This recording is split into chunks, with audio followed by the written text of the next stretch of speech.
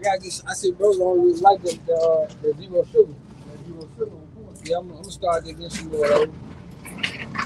Is it any more in there? No, it's all good. Okay.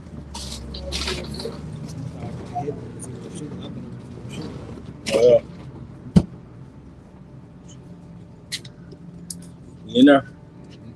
Shalom, shalom, shalom. We have to start off by giving our honor and glory to Yahweh, by Hashem, Yahushua, by Hashem, Kakadash. We also want to give double honors to our elder apostles and elder bishops of Great Millstone. We well. Peace and blessings, health and wellness to the house of David the elect. We out of GMS Mississippi camp. All right. And look, we had a couple situations go down over the past, couple weeks. Jake basically found dead. One was in Louisiana. Biloxi. But another one was like Horn Lake, Mississippi, or something like this. Yeah. Well, it was actually off the mainland of Biloxi. 20. It's like what you call it, an island, 20 minutes from Biloxi. So it's called the island. It's called Horn Island. And you gotta understand, man. Esau was a robot on the left hand side. He's programmed to hurt you, man, to unalive you, man. We are not created the same. But as the scripture says, wisdom and knowledge should be the stability of our time, man. And it also says in Psalm 23, thy rod and thy staff shall comfort me. Now, rod is for correction, all right? The staff is for guiding, like leading. So what do we led with? The word. So if these leaders had taught our people who the real enemy was, then the sheep would not be getting slaughtered by these wolves, man. You got it, bro. This is Hosea 4:6. My people are destroyed for lack of knowledge. Yep. Because look, what was Jake taught? To integrate with the enemy. You have a natural born enemy. You don't have to make your brother the enemy because you got a natural born enemy. We don't got to do the blue red bandana thing. My neighborhood, your neighborhood, because you got a natural born op. And you niggas have no ambition to go towards Esau the way you go with your own people, man. Straight out the womb. Say it again? Yeah, straight out the womb. Straight out the womb. You got a natural innate. We was beefing from the womb. And what Webber say? Beefy since way back in middle school in the 6th. You know, but hey, going back to Jacob and Esau, man. In the womb. In the womb, you have an innate, natural born enemy. But if you were led by Yahweh, by Hashem Yahushua, and you had cleaved to your teachers, starting with the apostles of Great Millstone, you would know not to go out with no damn Edomites. And then you said innate from the womb. This is Genesis 3:15. And I will put enmity between you and the woman, and between your seed and her seed. And the woman ain't got no damn seed. So that's a metaphor for the nation of Israel. So the offspring of the nation of Israel and the offspring of the serpent, which is the Edomites, all right, they're going to have opposition, man, That's right. With each other. That's right. All right. Back into Genesis 3:15. And I will put enmity between you and the woman, and between your seed and her seed. It shall bruise your head, and you shall bruise his heel. Yep. All right. It shall bruise his head. You should bruise it. Going back to that the overthrow of the Roman Empire. All right. Then they hit with the Renaissance, the rebirth. All right. But there's always going to be opposition in every incarnation. All right. How the Grecians took over Jerusalem, then the Romans took over Jerusalem. All right. How the Edomites helped the Babylonians. All right. Capture Israelites. You had the slave trade, man. So every incarnation, all right, it was beef. Yeah, going into, like you said, Zaquan, bruising your heel, because even when you think about that injury of an Achilles tendon, like when you do the research, I think basketball players are 85 to 90%. They have the probability to actually heal, but you don't come back from no headshot. So when your house shot comes back, he's gonna bruise his Esau's head going into this last kingdom, this last rulership. Yep. So you know, a snake cannot come back from a headshot, but a basketball player can come back from what? An Achilles tendon. Yeah, I say you cut the head off, everything would die. That's right. If you live in the country a lot, they would say whenever you came across a snake, make sure you couldn't cut the head off. Yeah. All right, go ahead, bro. Let's go on, because you were talking about, the history. It goes, we have a natural born enemy. And when we were talking about it before it came with camp. Jake don't understand the history of how ain't nothing you can do to integrate with Esau. Esau been wanting to kill us since the beginning. This genocide. This Genesis 27 and 41. And Esau hated Jacob because of the blessing wherewith his father blessed him. And Esau said in his heart, the days of mourning for my father are at hand. Then I will slay my brother Jacob. Yep. So Esau already had it in his heart. He was going to slay Jacob, man. All right. And it ultimately represented the nation of Edom going after the nation of Jacob, man. That's why we're in this low place. This is the working of the small heads, man, which are the elite of the nation of Israel, the nation of Edom. All right, but you niggas are misguided. The 12 tribes are misguided. That's why you always fall into the snare of Esau. You walk right into the jaws of a lion because you were taught to be at peace with the lion, integrate with the lion. These are apex predators. All right, hey, you want first? Hey, before we get those scriptures, get Genesis 25. It said Esau be a cunning hunter. You got a hunter who hates you, and you were misled to think that you're supposed to be at peace with this hunter who hates you. Mm-hmm. This man got an accurate aim. You know, come on now. And even in the animal kingdom, you don't see zebras hanging around with giraffes. They don't. Lions hanging around with tigers. Yep. You know, so you stick to your tribe. Straight to the point. You get to straight to the point. This is Genesis 25 and 27. And the boys grew. Esau was a cunning hunter, a man of the field, and Jacob was a plain man dwelling in tents.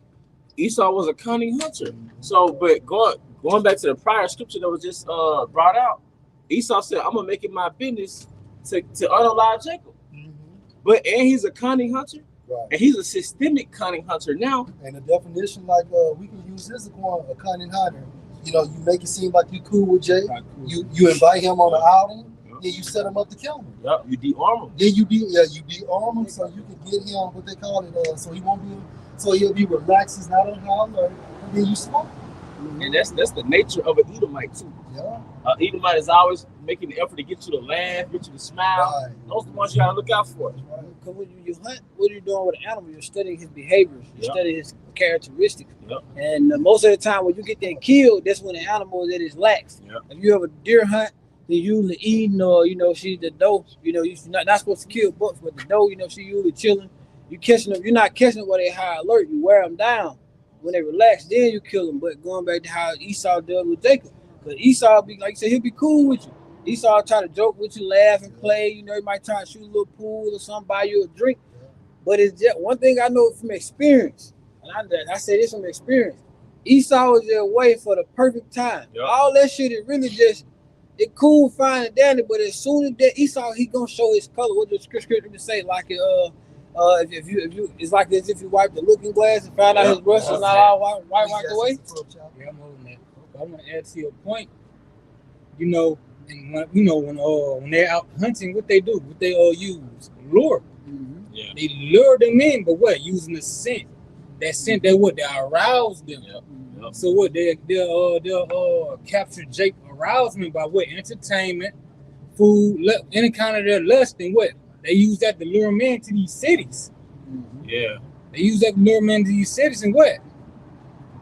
We should call it hunt in the barrel. Yep. Fish in the barrel, something. Frog in the pot. Fish in the barrel. Yeah, shooting fish in the barrel. Yeah. Because it's a concentrated number of you in a small vicinity. Mm-hmm. So it's easy to hit you. Mm-hmm. The traps are in the cities. Mm-hmm. In the cities. The first Purge, with the guy that just played in that movie, that show Nemesis, when they weren't killing, when Esau sent the mercenary, where did he go? He went directly to the Section 8 apartments in the hood. Yep. He went straight there, and that's what they were doing all on the line. All those experiments, all those testings, all those vaccinations on your kids, all those studies, and come on, man. Are you an experiment, man? All right. Oh, you go ahead. Never trust our enemies. It's Ecclesiasticus chapter 12, starting at verse 10. Never trust thine enemy, for like as iron rusted, so his wickedness. Though he humble himself, you never trust your enemy, man. You never trust your enemy. But again, our people are destroyed for lack of knowledge. So our people don't know who their enemies are. You think your enemy is a blood, you know what I'm saying, a so-called Mexican gang member? No, it's the Edomite so-called white people whose father's lineage goes back to Esau. Right? Read that other part there. Okay. Verse 10 or 11. Verse 10, never trust thy enemy. You never trust your enemy. Go ahead. For like as iron rusted, so is his wickedness. Meaning what? So eventually, all you gotta do is wait and watch. As soon as you do that, what's gonna happen? That wickedness, meaning his spirit, is gonna surface. You're gonna see what he's truly about. And just like Zaquan said, what they do is they'll treat you good for a long period of time to de-arm you, to get you relaxed, so you won't be on high alert. And then next thing you know, bang, he done hit you. Now you dead because of some blunt force trauma to the head. And what, like, and you brought up this point too, Priest. They key thing is isolation, man. Yeah. You know, they wait till that right moment. A lot of times the right moment is when you are outnumbered. Mm-hmm. So all those years y'all put around each other, the months, and y'all kids was hanging with each other and stuff like that. Now they got to the moment where you were isolated, man. Jake weakness is when he's outside his element. Like those truck drivers that be in the sun downtown, you outside your element. But like the priest was talking about, like our parents told us about it. Yeah. Back in the day, I remember one time I got my BB gun for Christmas. So I'm out there in the woods, and my dad heard me yell. That was my first time seeing a flying squirrel just come from the tree, and it was gliding towards me and shit. But so when I yelled, like, what's going on? I told him I was out there in the woods hunting with 2 Edomites. He said, God damn it, get your ass in the house. Shit. He said, God damn it, get your ass in the house. Because he said, what they'll do, they'll do something to you, and we wouldn't know where to start looking for your ass at. But I knew back then that those were my enemies. Hey, those are motherfucking enemies, man. But Jake's simple. Just on the coming aboard different Jakes, like even Eve, they was just saying, they always say they tell their parents and grandparents to like be careful of these particular group of people, man. The Edomites, man. Like I said, Jake's nation, they know this is the wicked according to the Bible. Whether they know it indirectly or directly, but they know it's something very iffy about these particular group of people, man. You can feel it around here. Yep. You can feel it. You be around a bunch of so-called white boys like in high school days, you can you just feel the spirit like, hey, this is not my group of people. Yep. Certain gas stations, you can feel it. Yeah. Like Denver, Mississippi. Yeah. You can't stop in that motherfucker. No. Stop Edinburgh. Shit, stop there. You want to. Hey, follow your spirit too, Jake. Yeah. Follow your spirit, man. Follow your spirit. Your spirit gonna speak before anything else does. If you feel outside your comfort zone, they call it white space. When you moving in white space, you that only Jake amongst a bunch of Edomites, like at work. Yeah. You in white space. Hey, I follow your spirit, man. It's going one more. Cairo, Illinois. My officer said, like in the 90s, it may have been in the 80s, said he stopped to get some gas on his way from Mississippi to Chicago, Illinois. Said he stopped to get some gas. They wouldn't even serve him. Yep. Because he was Jake. Yep. And it's certain Jakes. There's actually a grace period. If Edom might be like, hey, y'all better get up out of here. Take that serious, yeah. Like they're like, hey, y'all gotta get up out of here.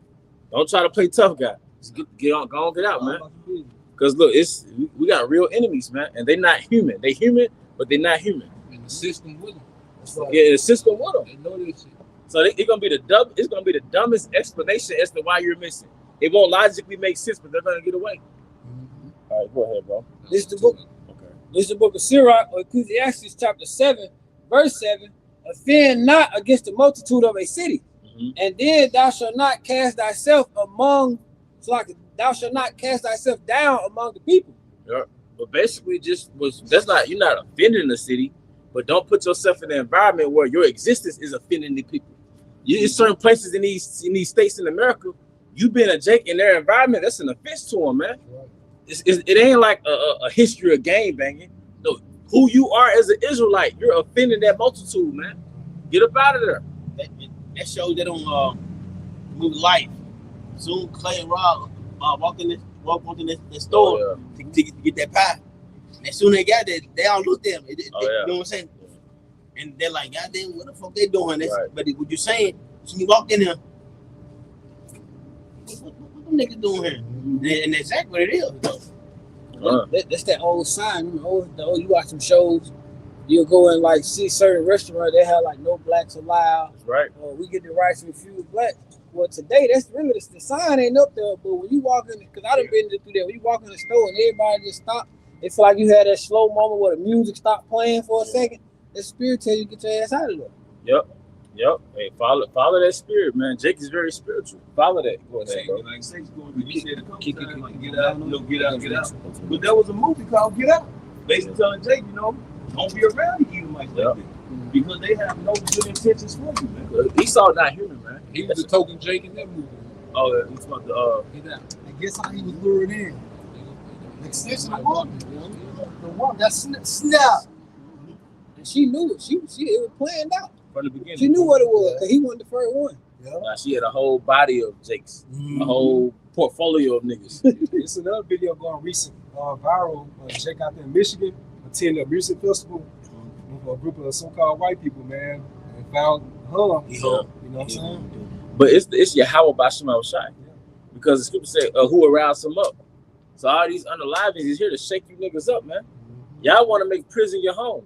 Well, I'm not going to keep running. You got it, bro. This is the book of Sirach, or Ecclesiastes chapter 9, verse 7. Do not look around in the streets of a city and nor wander about its deserted sections. Yep. Hey, Trying to find spots to go to, man. Yeah. In this day and time. I know the deserted sea is like a sundown town. Yeah. And that I mean, you can use it in that context. You know, it's deserted because you're the only Jake there. You know what I mean? It's a sundown town, man. But you looking for like a little clubs, little bars or some shit. You know, maybe it was passing through. Get the fuck out of there, man. Get your gas and leave if you can. You know, because I went to an interracial church growing up, and I knew an Edomite couple from Iowa. It was like in certain parts of Iowa that we can't go to. You know, so it's all over. It ain't just a Mississippi thing. It's all over the United States. That's what they think. People really think it's all about the South. No, it's some damn devils there too. The devil's everywhere. Progressive, very racist. And then when you leave a city, you in the country. So even if you are up north, even if you leave the city, you're in the country. Yeah, that's right. If you're in a rural area in another state, out of state, you're in the country. Go outside Chicago, Yeah. like you say, bro. Illinois is strictly country. You still in the country, and they got the same Cornfields and shit. and they got the same racist mentality, the same hatred, man. So that's every fucking word, man. I think we talked about this last time. The inner city is usually liberal, Democrat, but then the rural areas is always conservative, Republican and shit. Same shit, man. Esau was a cunning hunter. What say, dwelling in the field? The rural area, that's more like the field. That's his element, man. All right. This is jumping down to verse 13, Ecclesiastes, Sirach 9:13. Keep thee far from the man that had the power to kill. So don't put yourself in an environment where you can get unalive and nothing to happen. It's no witnesses, you know, but you're gonna learn the nature of your enemy. Right. Jake's so caught up in black culture, they think another nigga is their enemy. Right. So they can't fathom how somebody hates you for no reason. You can't fathom this man hate. You have a natural born enemy. You a Kendrick fan, so you mad at Drake. You a Kendrick fan, so you mad at Drake, but you can't think outside of that. You can't think outside of that, man. You know? Go ahead. It says, so shalt thou not doubt the fear of death. Hey, read that part one more time, man. Keep thee, this is back at the top of 13, keep thee far from the man that had the power to kill. And where did he get that power to kill from? Genesis 4:15. And Yahweh said unto him, therefore whosoever slayeth Cain, vengeance shall be taken on him sevenfold. That's right. And Yahweh set a mark on Cain, lest any finding him should kill him. But there was always accounts where an allegation of an Edomite woman would get raped in the 20th century, and that caused hundreds of Jakes to get put to death off of allegations, man.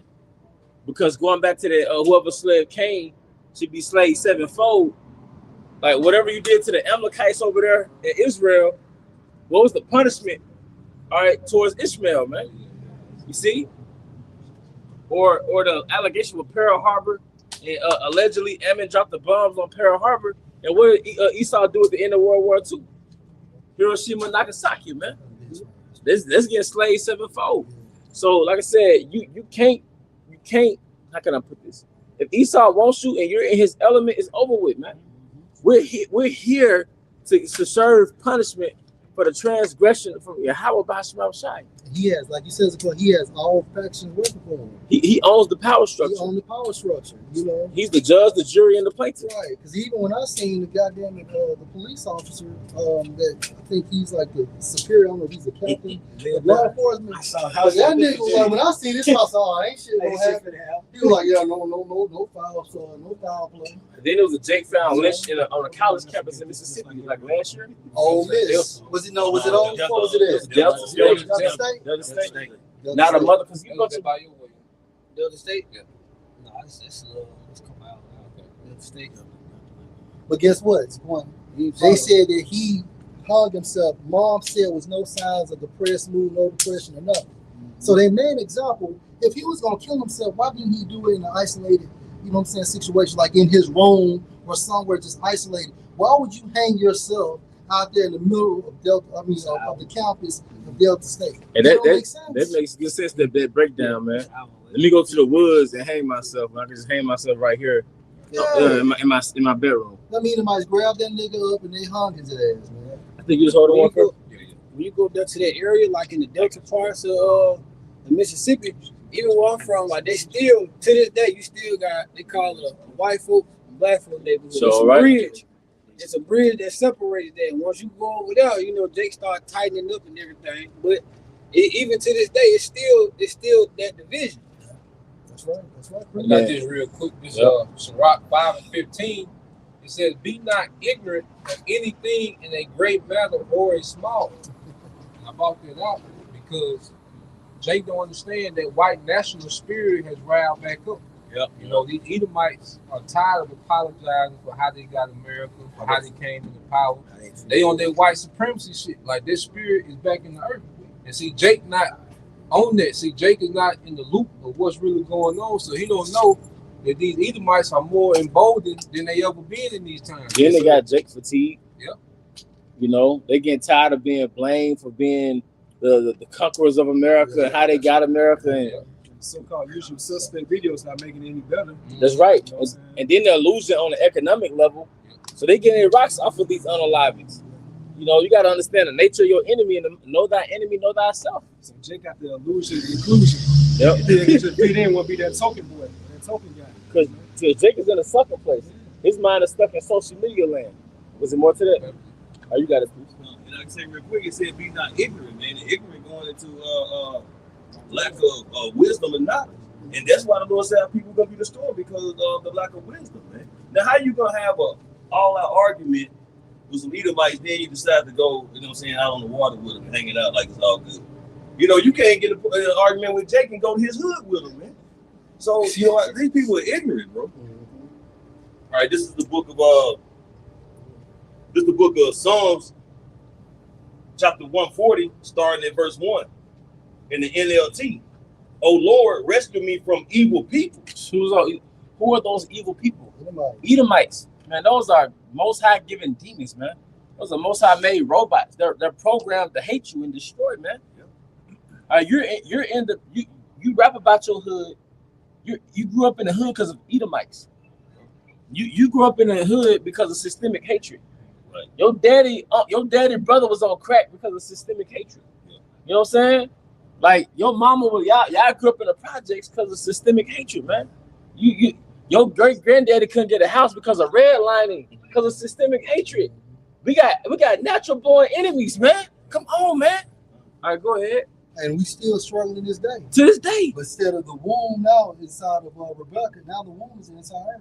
Come on, man. The storyline in Jake music is because your Edomites wrote the storyline. Yeah. Edomites Esau gave you the curriculum. I'm a F your wife. Mm-hmm. I'm gonna kill you niggas. So the average Jake, he's a demon to his own people. And nothing else exists outside of the nigga world. So you have no concept of how you have an actual enemy. All right. He wrote, you know, something crazy about that too. Like even when Esau Edom, and because the tribe, they're like in self-destruct mode. Mm-hmm. And Esau Edom, he projects that even with hard metal, rock and roll is demonic, but they even come together in worshiping Satan. Yeah. Esau Edom is on one accord all the way through. Right. Yeah, because Jake come to a Boosie concert, niggas get killed. Yeah. You know? Yeah. Go ahead, bro. It's like I watched a documentary on that, and I think we talked about it before, right? They were actually a metal group. They were like asking them how they make their music. Basically, they would do these rituals, and basically they would get their lyrics and stuff from the demons, and they'll go out and record the song and send the track to a witch, and she'll put all these spells on it. So when you print it out, you basically inviting demons into your house. But what the issue was, Jake wasn't listening to that back then, so they had to come out with music to do the same thing, and that's when they came out with NWA, Tupac. So when you listen to all this drill rap, you're doing what they initially was designing for to do, which is invite all these demons right in your house among you. That's right. That's it. It's spiritual. And they do the video games and the movies the same way. Mm-hmm. Right. You know, Grand Theft Auto and shit. John Tide. John Todd, okay, come on. Yeah. Back in Psalms 140, verse 1, in the NLT, oh Lord, Yahweh Bashim Yahushua, rescue me from evil people, protect me from those who are violent. Who are those that are Esau? Esau, man. Esau was that violent man. Look at his track record in history. Kill somebody. How can you murder somebody on a boating outing? But those are just Edomites working as individuals in a group. This man systemically is violent. He's been violent to all of the heathen. He's been violent to the whole earth. How are you violent to the air? You violent to the air that we breathe. You're violent to the water that we drink out of, man. All right? You're violent to the food. You're violent to the animals. You're violent to life. And then these are just your little kids. These are badass kids in their element. You know how badass kids set a dog on fire? That's your badass kids hanging the Jake, man. And a good son. Yeah. Come on, man. Yeah, I know that movie, man. If you want to see how wicked Esau is, watch The Good Son with Macaulay Culkin. And it's in your nature, man. See, everybody going to female nature and shit like that. But you don't go into Idumean nature, man. This man has a nature. All right? You got it. Verse 2, those who plot evil in their hearts and stir up trouble all day long. And that plot is manifested through those decrees, man. All right? Through the legislation, man. But then on an individual level, which is what makes the news, Jake found lynched. Because individual group Edomites, all right, they come together and hang a Jake. But after a while, Jake, is your fault. Because you trust your enemy, man. And this thing called life, you learn not to internalize, but to compartmentalize. So you can't internalize why a snake bit you. You got to identify a snake when you see it. That's a snake. So you got to identify, this is my enemy, so why would I go out with him to put myself in this situation? Right. See, Jay think it can't happen to me. Right. It won't happen to me. These guys, they're different from everybody else. It's the same spirit in these Edomites. So is this to say this being bold in a plain way? Yeah.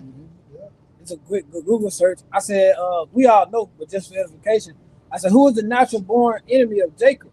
It said the natural born enemy of Jacob is his twin brother Esau. What up, twin?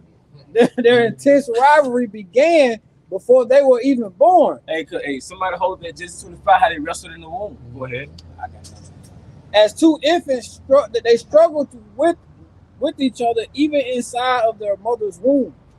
Hundreds of years after Jacob and Esau had died, the Israelites and Edomites became even more bitter enemies. And if I could just add, and then ultimately it started in the spiritual realm, because it was prescribed from Yahweh through Yahushua on how it would play out on earth. And the first incident of that happening is what that hatred that the Most High ordained between the woman seed and the serpent seed. I got the last part, now I got a precept for it. It says the Edomites even often aided the other enemies of the Israelites in any attacks. What's that, Psalms 130? Remember, oh Lord, the children of Edom. Who said the day of Jerusalem? Who said raise it? Meaning erase them. Man. Even to the foundation thereof. Man. Wait a minute. When we was coming out of Egypt, and when they blocked the highway, you know. This is Luke chapter 1, verse 70 and 71. It says, just as he promised through all his holy prophets long ago, now we will be saved from our enemies, who is Esau, and from all other who hate us, going to the other heathen nations. Because the punishment is being under Esau, man. It's the punishment, man. You're not supposed to be born into this life trying to figure out how to get money. We touched down in America, what, 16, 19? So we supposed to be inherited something from our forefathers, man. You born broke. In most cases, you were born broke. You were born with health issues, all right? Because Esau injected you with all type of poisons, all right? We're going to get the scriptures. Will you hold us in, bro?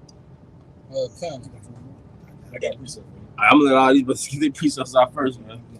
Zechariah 5 and 11, I believe. All right. Hosea 8 and 8. This is 1 Peter chapter 5, verse 8.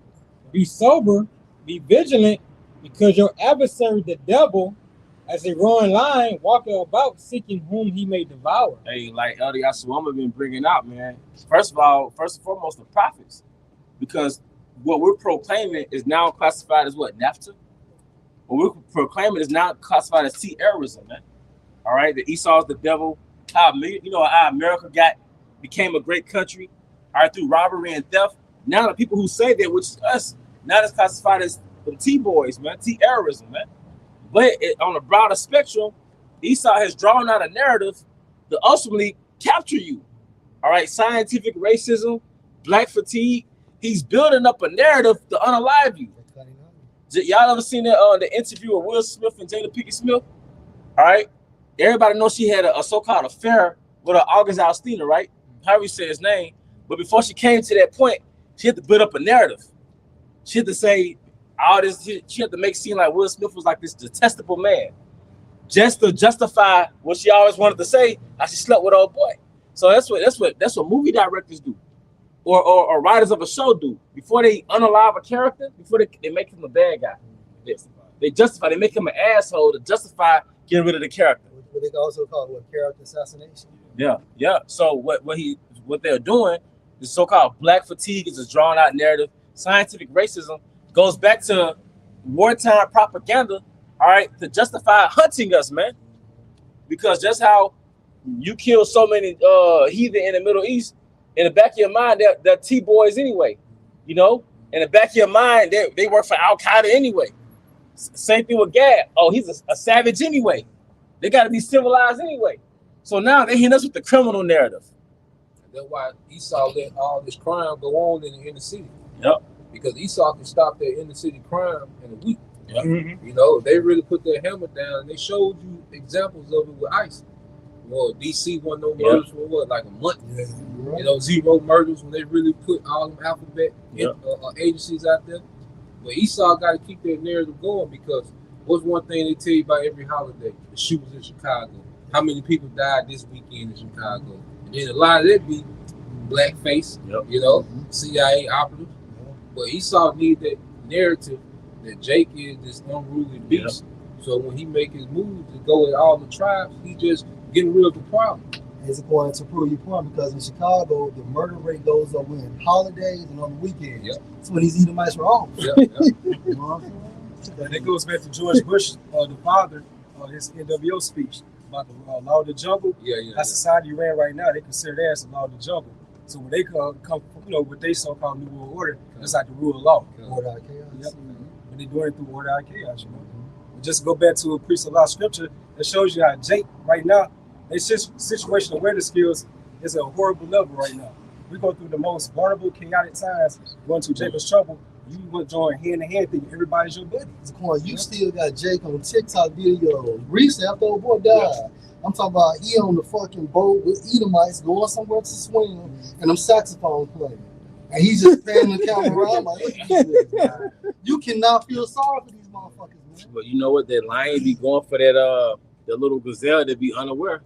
The elephant that didn't want it off in La La Land. But I know brothers got scriptures though. This is Psalms 55 and 21. It says the words of his mouth were smoother than butter, but war was in his heart. Yeah, and that's all Edomites. From a systemic elite standpoint to average residents in the United States, man. They all got that spirit of Satan in them, man. So they hate you with a perfect hatred. You didn't have to do anything to them personally. See, Jake stuck in that world. You know, like shit, we ain't do nothing to him.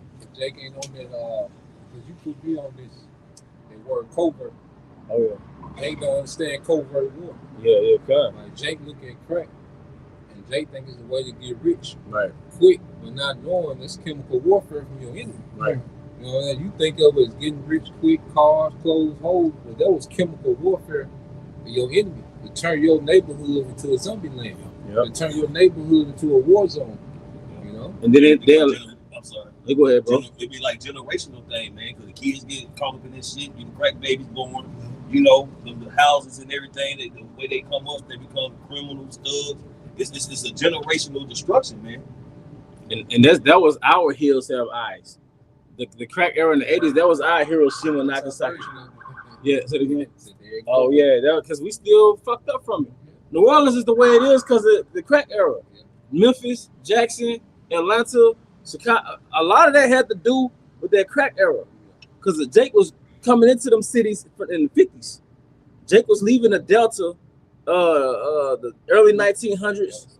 All right, going to those bigger cities to work in those manufacturing facilities, and a lot of Jakes was affluent 100 years ago. But what did Esau do? He attacked that middle class, man. He attacked that middle class, man. You don't go from slavery to Black Wall Street, affluent Black Wall Street, to damn Martin Luther King Avenue with your pants off your ass, man. There had to be external influences, man.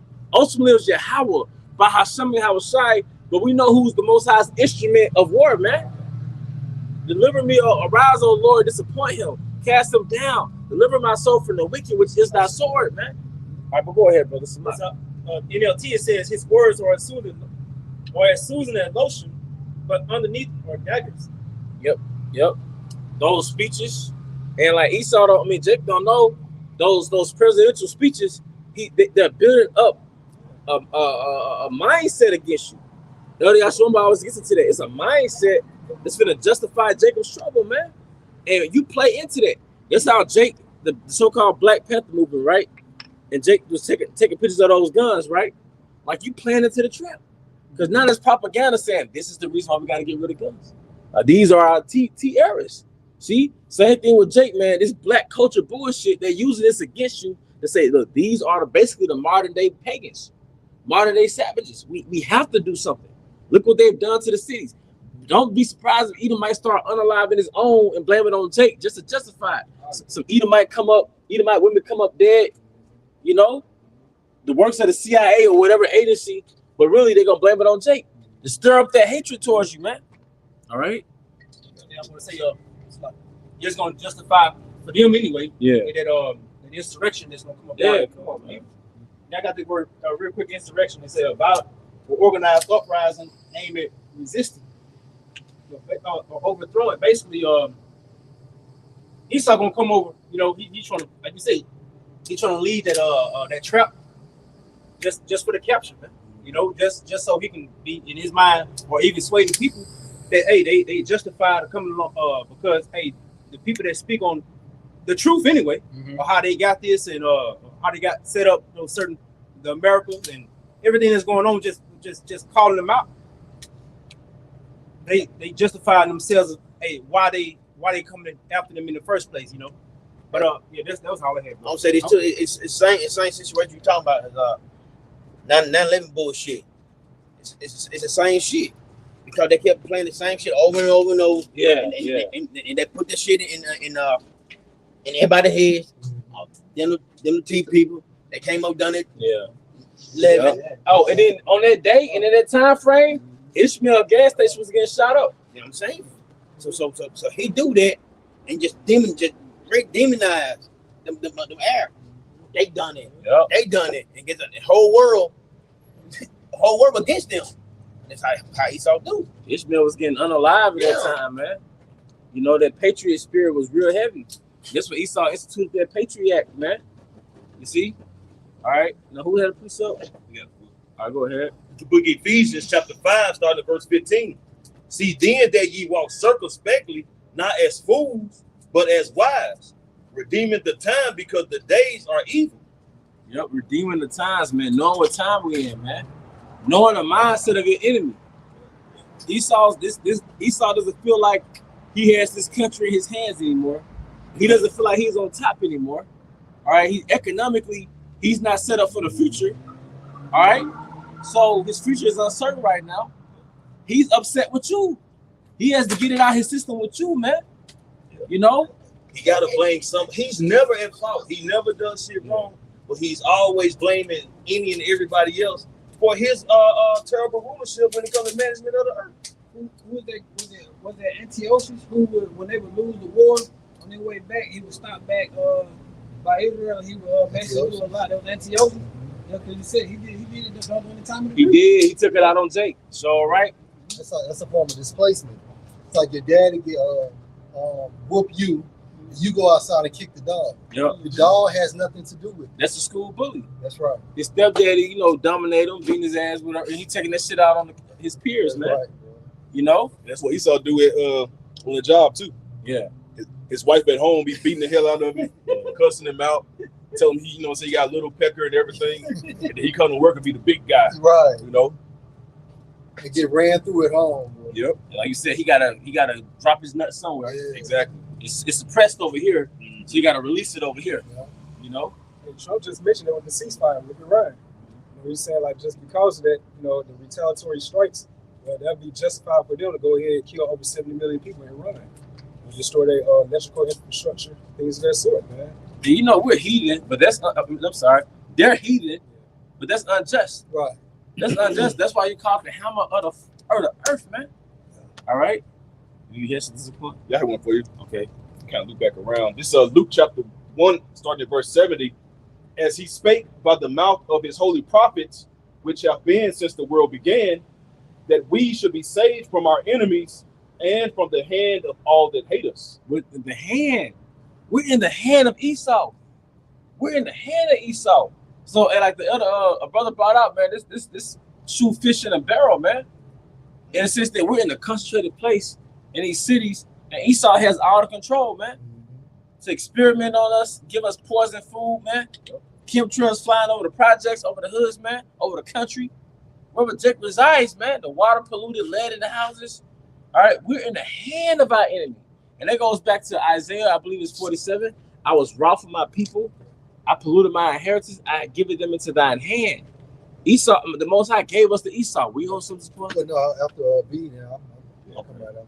Okay. Y'all really look on it. It says to perform the mercy promised to our fathers and to remember his holy covenant, the oath which he sware to our father Abraham, that he would grant unto us that we, being delivered out of the hand of our enemies, might serve him without fear. Man, Jake don't know why his testosterone low. Right.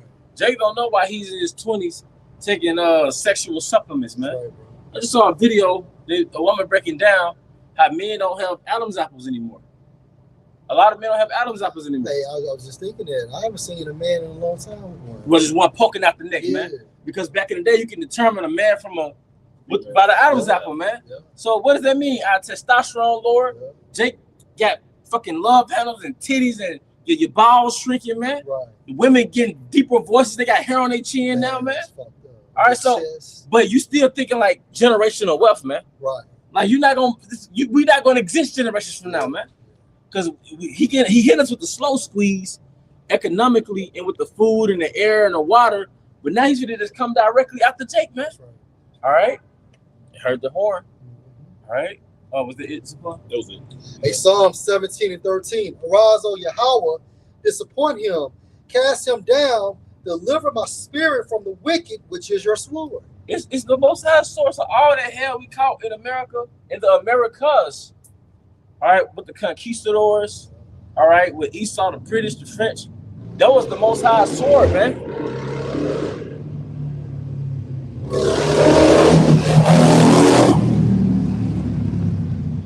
Most High raised up Esau. That's how he raised up the Pharaoh of Egypt. That's how he raised up Darius. That's how he raised up the Romans. Those are just swords, man. So in this time right now, Esau is the Most High sword. Go ahead. Revelation 6 and 4. And there went out another horse that was red, and power was given to him that sat thereon to take peace from the earth, and that they should kill one another, and there was given unto him a great sword. Hey, that red horse is who? Esau, Edom. And it was given to him a great sword because Pop's dad, Isaac, he said what? What's going on? Isaac said, by thy sword shall thou rule. Because Isaac blessed Esau or gave him a consolation blessing in the name of Yahweh B'Hashemel Shai. Yeah. So like Yahweh B'Hashemel Shai was talking to him through Isaac. By thy sword shall thou rule, man. So in the time appointed, he came into power and he ruled with that military. That's that sword, man. And it goes back to who? Haman. He had that hatred for the Jews, man, for the real ones. That's right. All right. Well, and who was Haman a descendant of? Agag. The Amalekite. All right. But what did they call Haman in the book of Esther in the Apocrypha? Yeah, the Agagite. Agagite, my bad. No, yeah, it's one of them. I get confused too. Yeah. The Agagite, but they of the Macedonians. Damn. Yeah, Haman the Agagite. And it said he was a Macedonian. Second Ezra, right? I mean, I'm sorry, I said Ezra.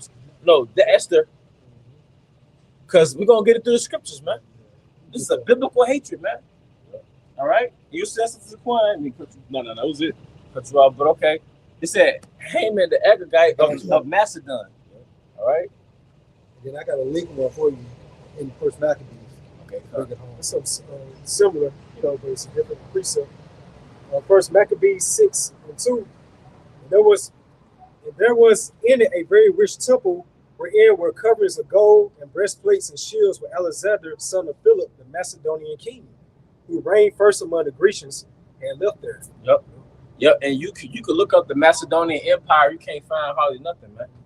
All right, you try to trace the Macedonian Empire back to biblical times, you can't find anything, man. All right, but see if I get that in Esther and Apocrypha. Makes sense, man. The same correlation where you try to look up the Edomites. Right. Biblical Edomites. Can't find anything. Can't find anything.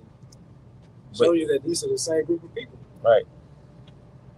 Because they hid under different identities for so long. All right, but yeah, it's second Esther 3:1. What does it say? Esther 3:1. After these things, the king of Horus promote Haman, the son of Hamadatha, the Agagite, and advanced him and set his seat above all the princes that were with him. And that's one clue, because it said the Agagite, right? And we know the Agagites goes back to Agag, which is the Amalekite.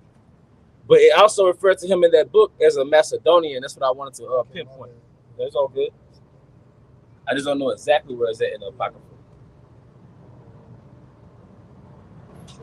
Don't let the brothers on the comment board beat you to it. I think It should be 16. It start like 16-10. Okay.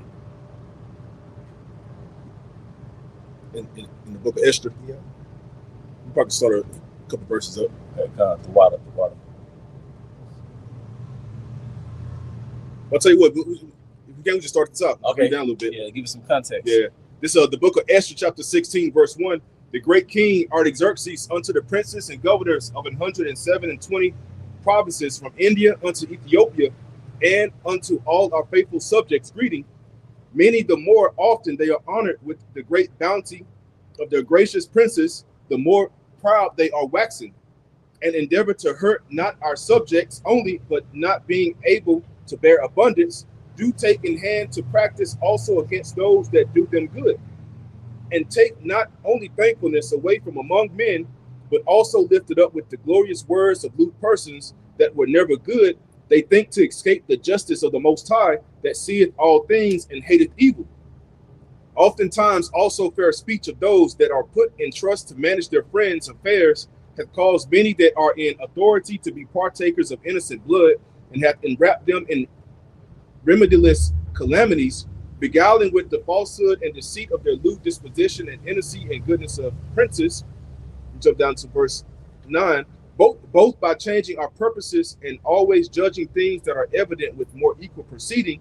For Ammon, a Macedonian, Ammon or Haman, the Macedonian.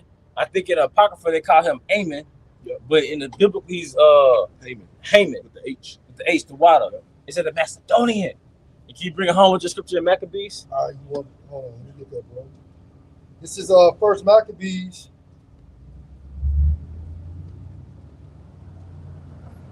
First Maccabees 1:1, and it happened after that Alexander, son of Philip, the Macedonian. Oh, so the Grecian Empire started with Alexander, the son of Philip, the Macedonian. And can you read the scripture again, Rebecca?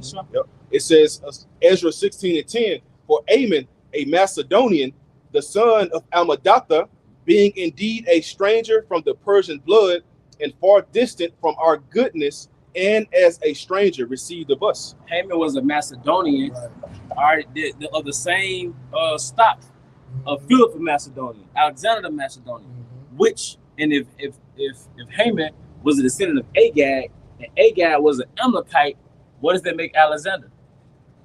What does it make Philip?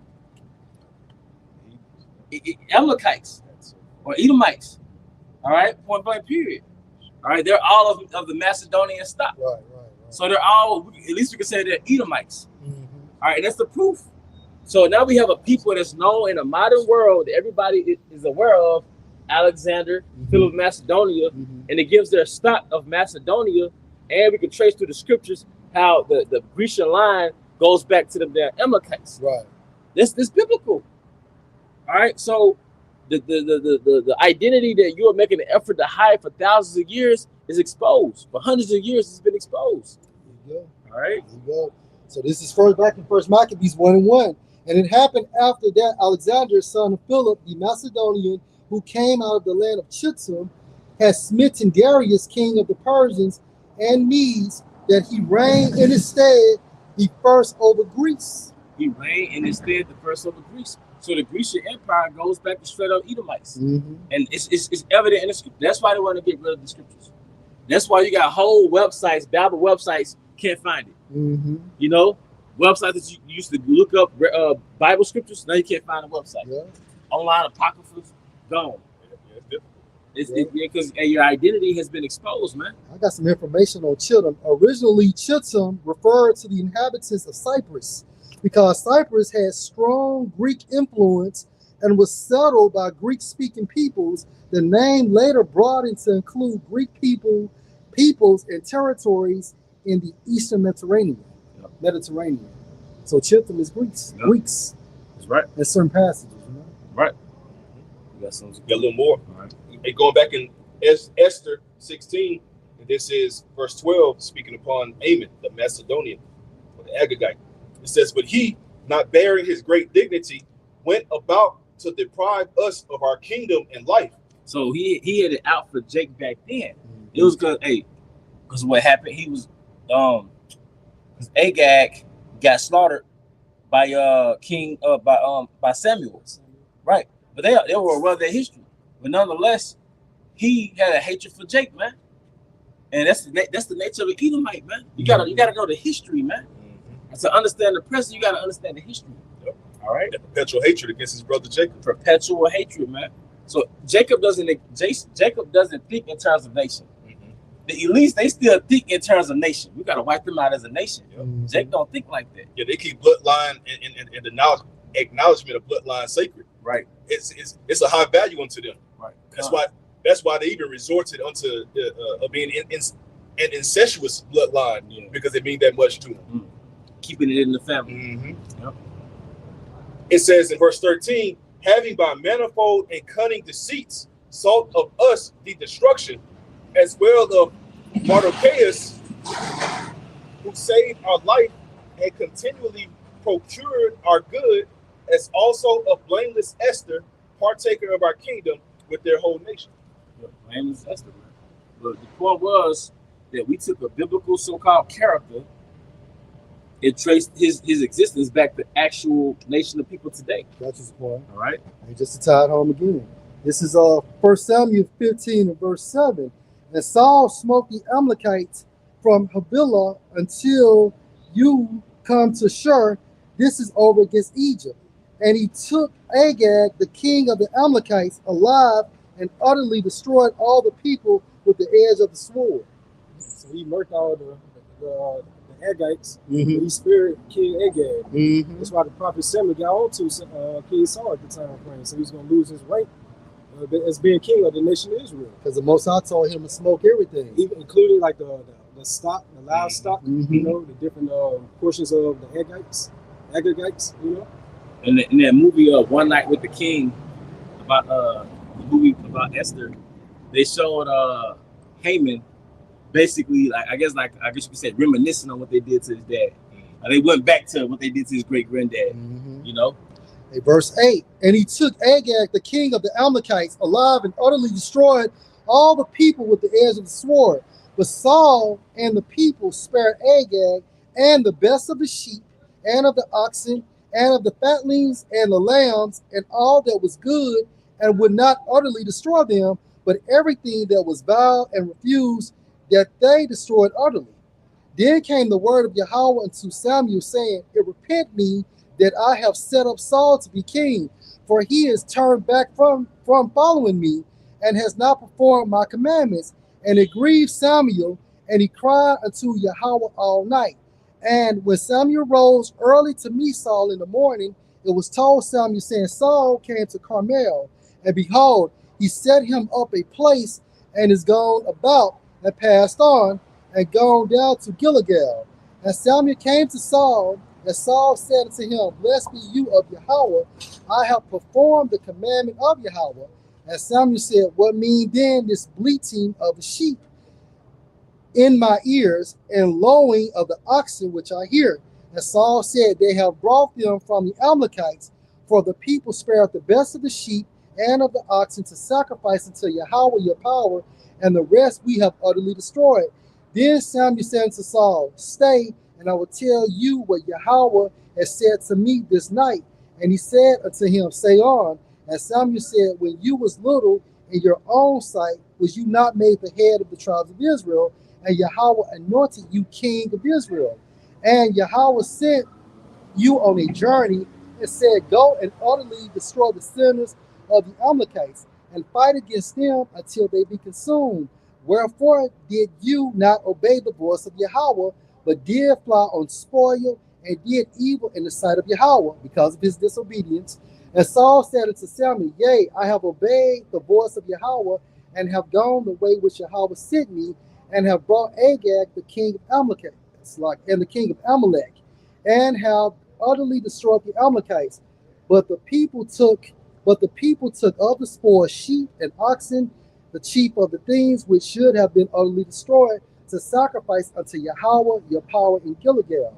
And Samuel said, has Yahweh as great delight in burnt offerings and sacrifices as in obeying the voice of Yahweh? Behold, to obey is better than sacrifice, and to hearken than the fat of rams. So in a nutshell, Samuel did what? He Disobeyed. Right. But he killed Agag because that was the commandment of Yahweh. Now we know that their lineage was preserved for modern times right now, because ultimately Yahweh Shai is going to destroy Esau Edom. Yep, because the Most High is a grand chess player. Right. You know? But the lineage goes back, Haman's lineage goes back to who? King Agag. Which is an Amalekite. Right. So and that also shows that they eventually formed the Macedonian Empire. Right. Because Philip came out of that Macedonian Empire. Right. Alexander came out of the Macedonian Empire. Haman, it said he was a Macedonian. You know? And I was told that, I don't know how true it is, but like it was a woman who had a snake. And she treated her snake like it was a pet dog, right? And she allowed her python like to sleep next to her every day. Yeah. But it used to stretch out next to her like a human. And she used to wonder why it used to stretch out. And she asked her, I think she asked her vet. And she was like, it's stretching out because it's sizing you up to determine when is the appropriate time to eat you. And that's how Haman, as a Macedonian, stood with as a vessel with the Persian Empire. Right. They just waited till that time appointed to overthrow the Persians. And that happened with the Philip of Macedonia, man. Going back to Alexander.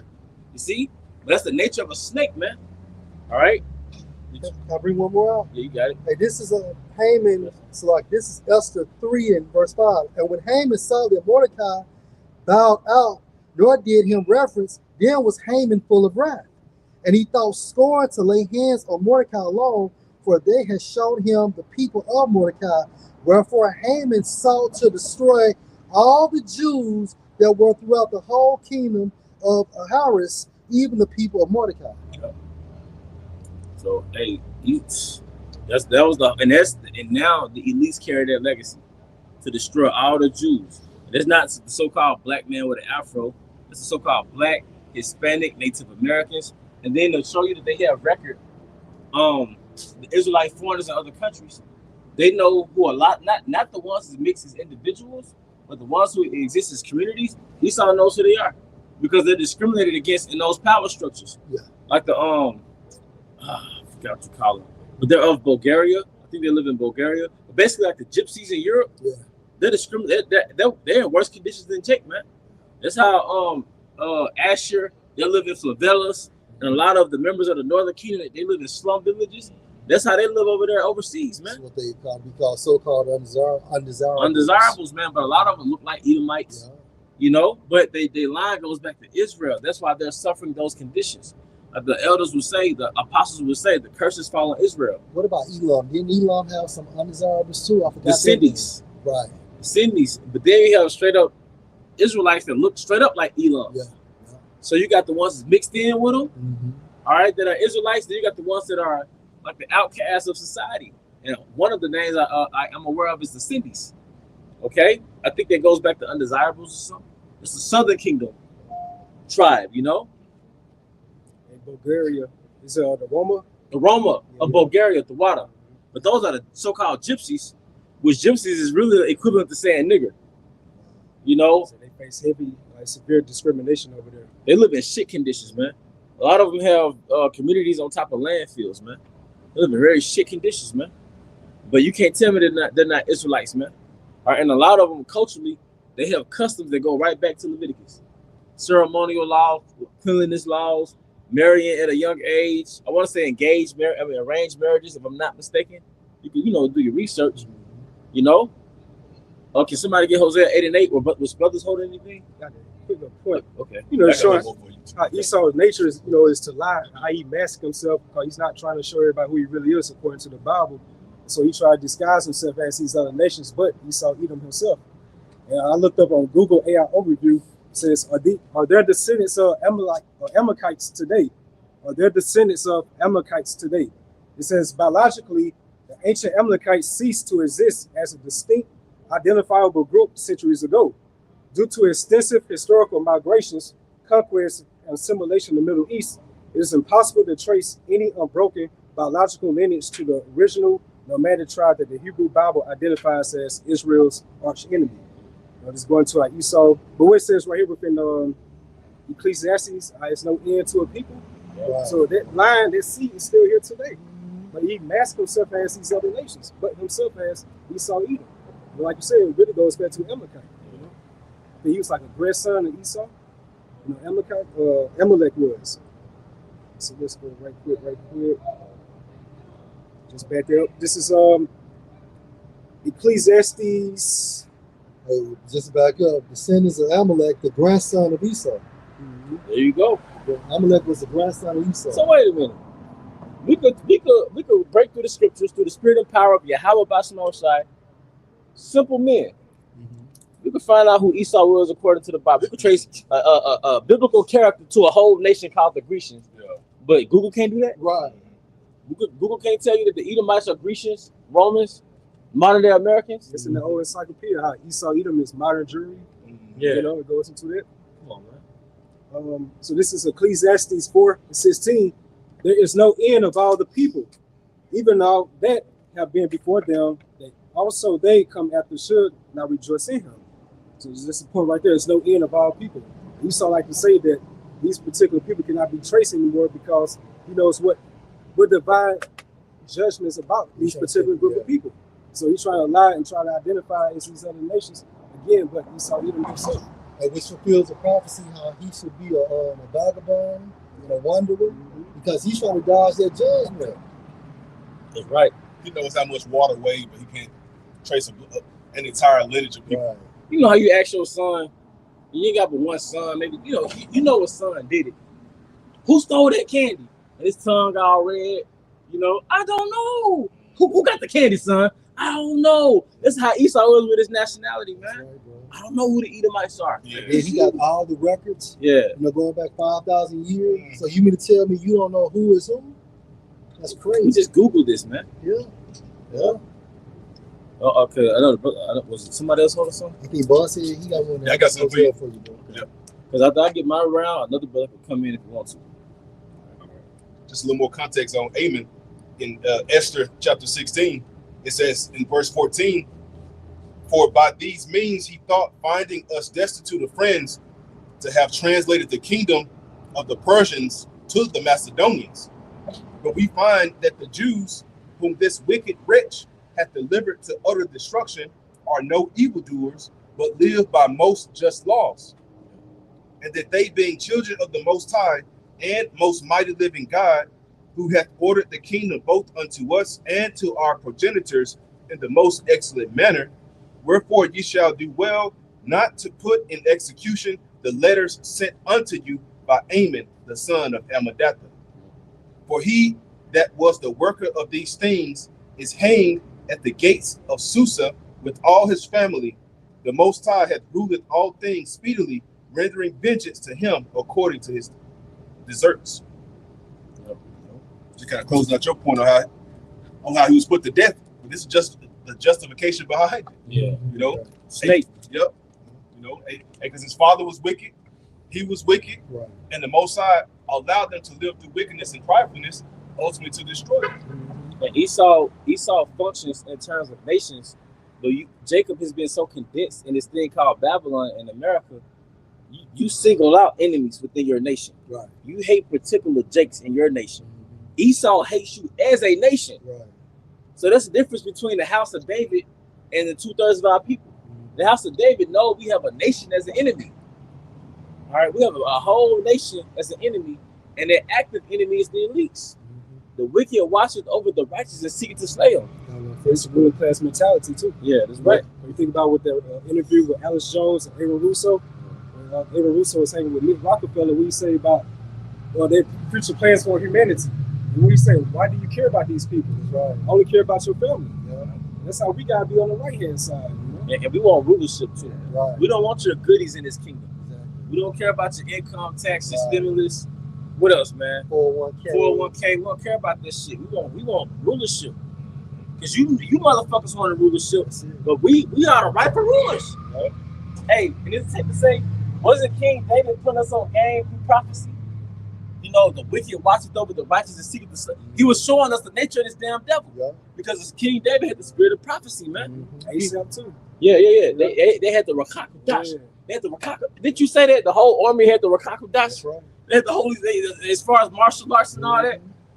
We them boys, man. You don't think the elites made that connection between Great Millstone and the House of David? Right. They know. Yeah. All right. Go ahead. Yeah, just going into what I stated earlier, how Esau is trying to run from his true biblical identity. And this from the Zonovan Compact Bible Dictionary for Edom. It says Edom figures prominently in the prophetic scriptures as the scene of great future judgments. See notably Isaiah 34 verse 5 and 6, also Isaiah 63 verse 1. She is the only neighbor of the Israelites who was not given any promise of mercy from the Most High. So AKA, ain't nothing Esau could do. Yeah. That's why he's trying to disrupt prophecies. That's why he's continuing to lay a stumbling block before his neighbor, which is Jake. Yeah. You know, that's why he's trying to suppress the word. Yeah. You know, and because once upon a time, every YouTube channel that we uploaded, we put one video in there. Esau deleted. Yeah. You know, we had 1, 2, 3, 4 backup pages. He flagged all your channels for just speaking the words. You know. And the question is why? You know, because he's trying to suppress the truth. Because he knows that he is that biblical Edomite. Right. Which makes more sense why he's trying to come down with great wrath, because he knows he has but a short time.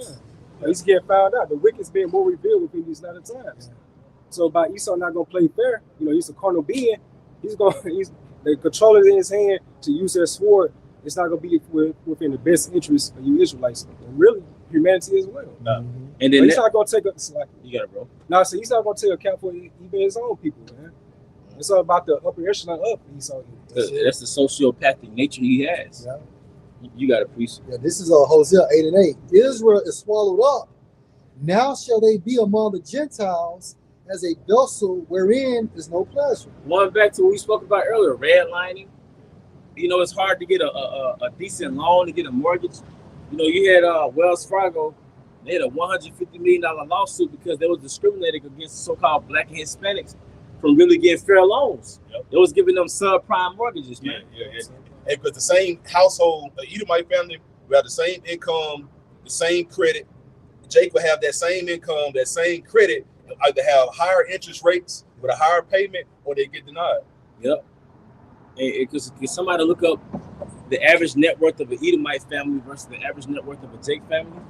See, while you busy on social media, acting like you got money, messing with somebody else broad, all right, having babies and no family structure, right? Esau was building.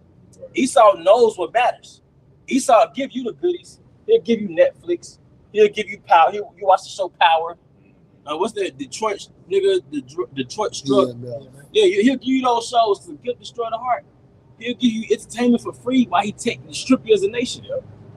You look at your neighborhoods, man. Your neighborhoods are like Tales from the Crypt.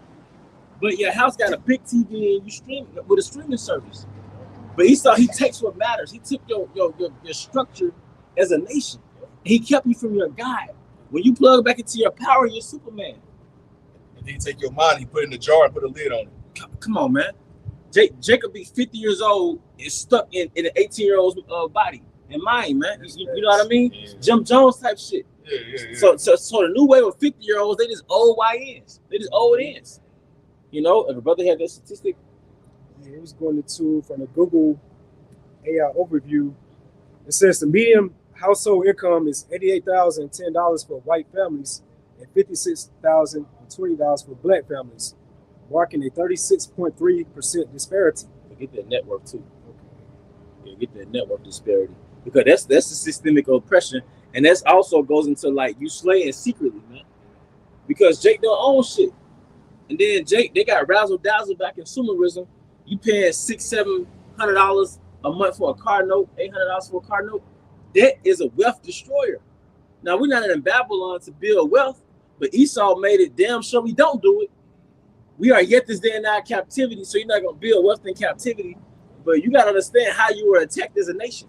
Because he needs you either just over broke or flat broke. Yep. Those are the only two categories Esau desires the nation of Israel to be under. Yep. Just over broke or flat broke, man. All right, and you would never build from that. You would never build from owing a debt. You would never build, you know, individual households is harder to build, you know. So Esau made sure, like the way Eve thinks that feminism, that's an anti-nation building mindset that the so-called black woman has. But in the grand scheme, it kept you from building as a nation. All right. So right here, for the average white family network versus the black family network, it says the racial wealth gap is staggering. Federal Reserve data reveals that the typical white family has a median net worth of roughly $284,300 compared to $44,900 for the typical black family. And that number has the disparity gap is broadened, if you ask me. I was like 10 years ago when I looked this up. So it's like $200,000 net worth for Esau family. You know? I got you, bro. All right. Job 20:19, because he has oppressed and has forsaken the poor, because he has violently taken away a house which he builded not. Yep, we take away a house which you America. Yeah. Because Gad already had the cities here in America. See those tents, those teepees, those are like mobile homes. That's how, you know, in America you have mobile homes. Gad has mobile homes because you had traveling tribes of the tribe of Gad, man. But Gad actually had cities here in America, man. Very nomadic. They're very nomadic, man. And then and one thing that was very noteworthy about Gad mastered the land. So Gad, the so-called Native American, he laid the groundwork for hunting and fishing, agricultural work. Yep. The same practices that Esau practiced today, he got it from Gad. Check out that book, Wildwood Wisdom. Wildwood Wisdom. It was written by a supposedly Edomite in like the 1800s, maybe 1900s, when Gad was still running across America. He was observing how Gad moved. And that book is Esau's Bible when it comes to hunting. Wildwood Wisdom. And it goes into how Gad really survived off this land. He thrived off the land, man. So Gad is a very noteworthy tribe. But they didn't come to America to figure this shit out. These are the Gadites from Israel. So they lived outside of Jerusalem back then. So how about now, man? They mastered the land, man. All right. And also, it's going violently goes into Gazal, Strong's H 1497, to tear away, to seize, plunder, tear off, pull off, to rob. And he also uses credit system too to take away Jake's houses and shit. You know what I'm saying? Like if we try to apply for a certain apartment or a house, they are based it on your credit score and things of that nature. So they'll rob you or they'll put you in a situation where you can't afford it, and then they'll come back and repossess the shit. Because the scripture says, I'll just get it right quick. Sirach 21. Because also usury as well, you know. He applies usury onto your loans and onto your credit. So by the time you make your minimum payment, he's already doubled his interest. Yep. So you haven't even put a dent inside of the balance. And you done been paying for 20 years. And then like when it comes to a car, it's a liability. Yeah. So it's actually insane to pay a note on a depreciating value, man. Right. All right, with interest. You paying interest on something that appreciates in value. All right, Sirach 21:8. He that builded his house with other men's money is like one that gathered himself stones for the tomb of his burial. All right, because what's they call a mortgage, Right. and that's a mortgage goes back to dad pledge. Right. Like mortuary, dad gauge goes back to pledge. It's a death note, like a collateral. So you're using your own house as collateral for a loan from a bank, man. So if you renege or for lack of better, you fail to pay on that loan, Kill me now. yeah, you lose your house. Yeah.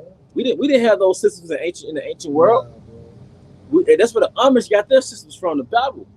You hired a carpenter to build your house. So you run through the Jake neighborhood, you see 30 niggas doing shit, probably selling dope, whatever they doing, right? 20 niggas by a gas station. But look at the Amish, how they move. There'd be 20 Amish boys or young men moving the house from across the street to the other side. They like out there was the Pittsburgh. They got their own hustles. You could get your house built by the Amish. And why aren't they considered T's? Right. They got a different belief system. Yep. They have a different family structure. Yep. They have a different religion. Yep. Than Esau Edom. They don't agree with his structure and his system. Is this a good point? And that shows you they don't have this gospel. Right. You know, we have the truth. So they're not a fucking threat. Because we're the house of David. The other nations, they're like gazelles and zebras. They don't pose a threat. But the house of David, it was like, nah, those people. We can't rouse them up.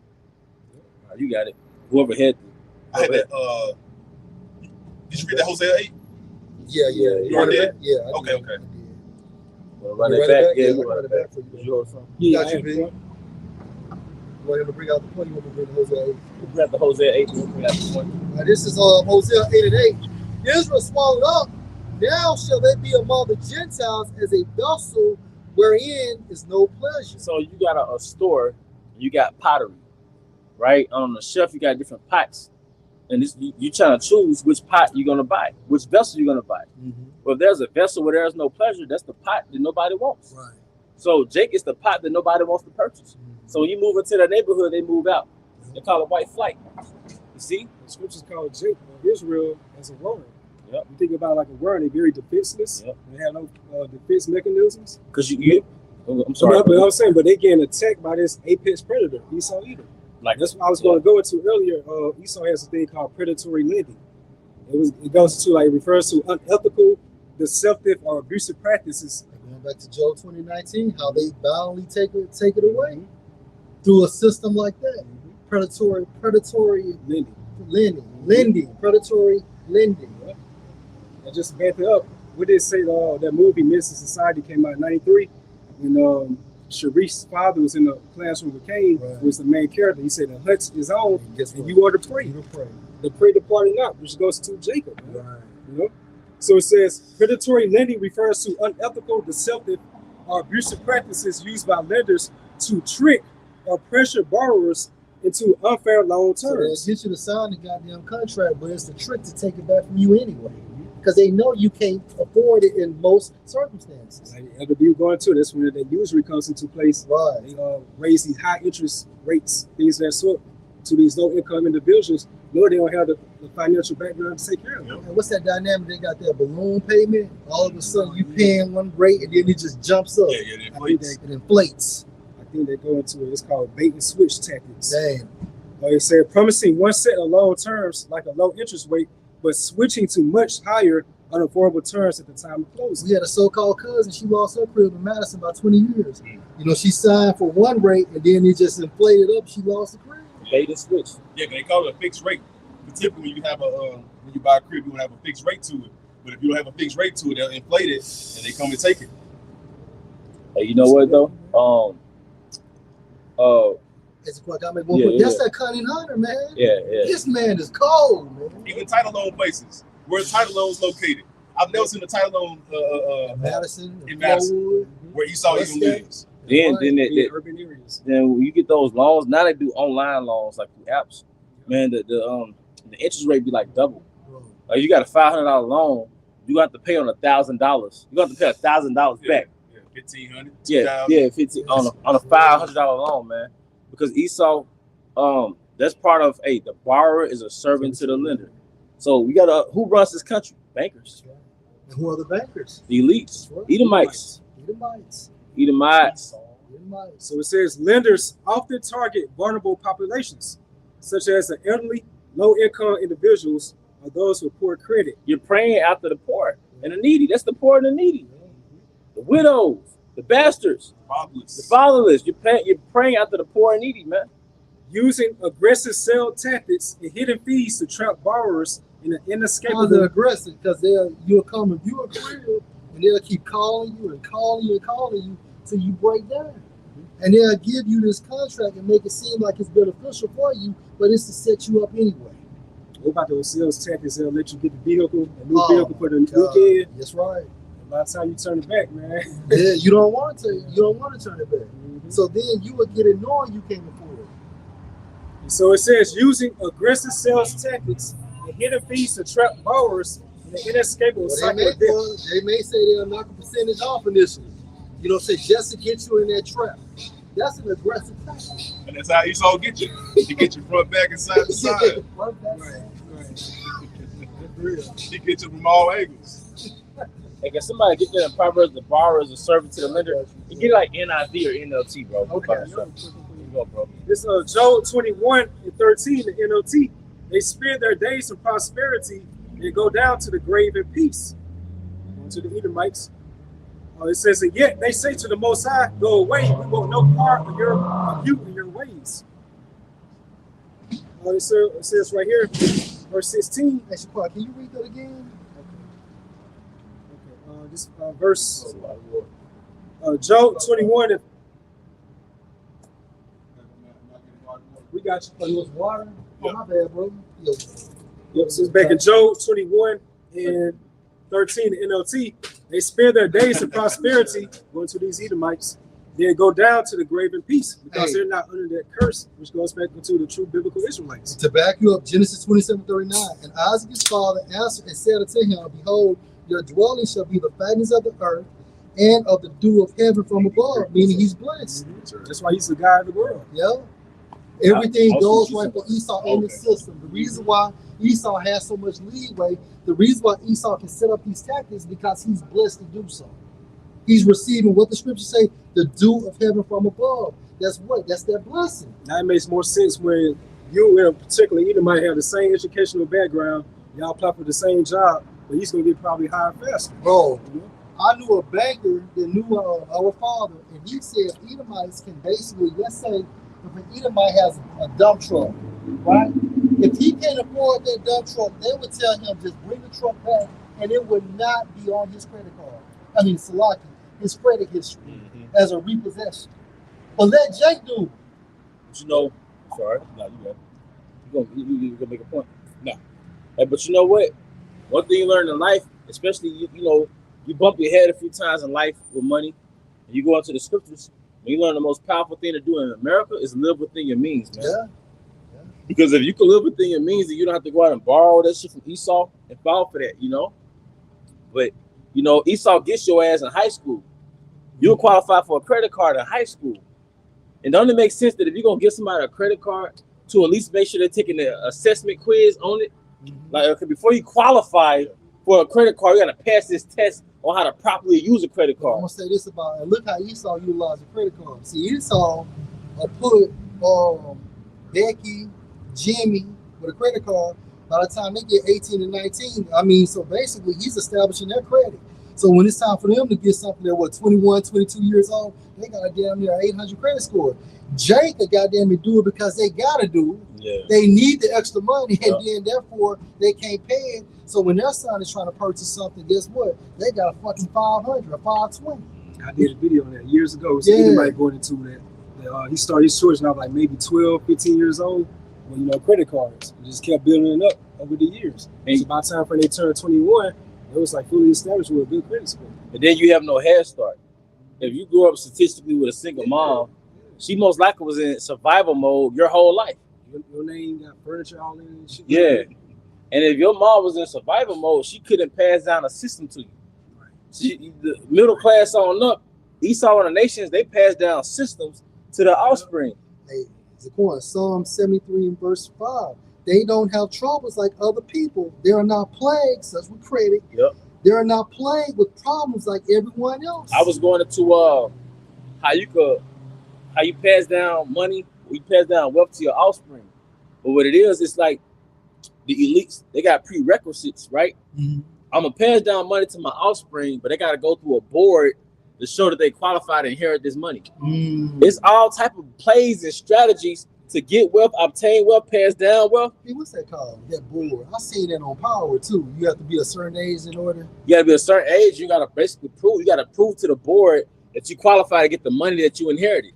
You can't just be a degenerate and get the money because you're the son of somebody. You see? Yeah. But basically, like Esau passed down systems on how to get wealthy. Yeah. But it's like you can't get a head start if your parents was behind. Right. Because when your parents started out in survival mode. So their whole thing was just to get you in college, which was another trap. Yeah. Another debt. So they never taught you how to build because they was in survival mode. So you get out owing 20,000, you probably making 32,000. You gotta pay that student loan off, you gotta pay your car note, you gotta pay your utilities, and your rent, you gotta pay insurance and all of that. You don't got no money to do nothing. And that's like 20, 30 years ago. See, the Most High covered this through our system of equity. You go into Leviticus. Before I go, I know you had. You went to Proverbs 22:7 every year. Yeah, can you get that about yourself? Yeah, and this is the NLT like you wanted. Okay, just as the rich rule the poor, so the borrower is servant to the lender. And I think in the NIV it says the borrower is a slave to the lender, man.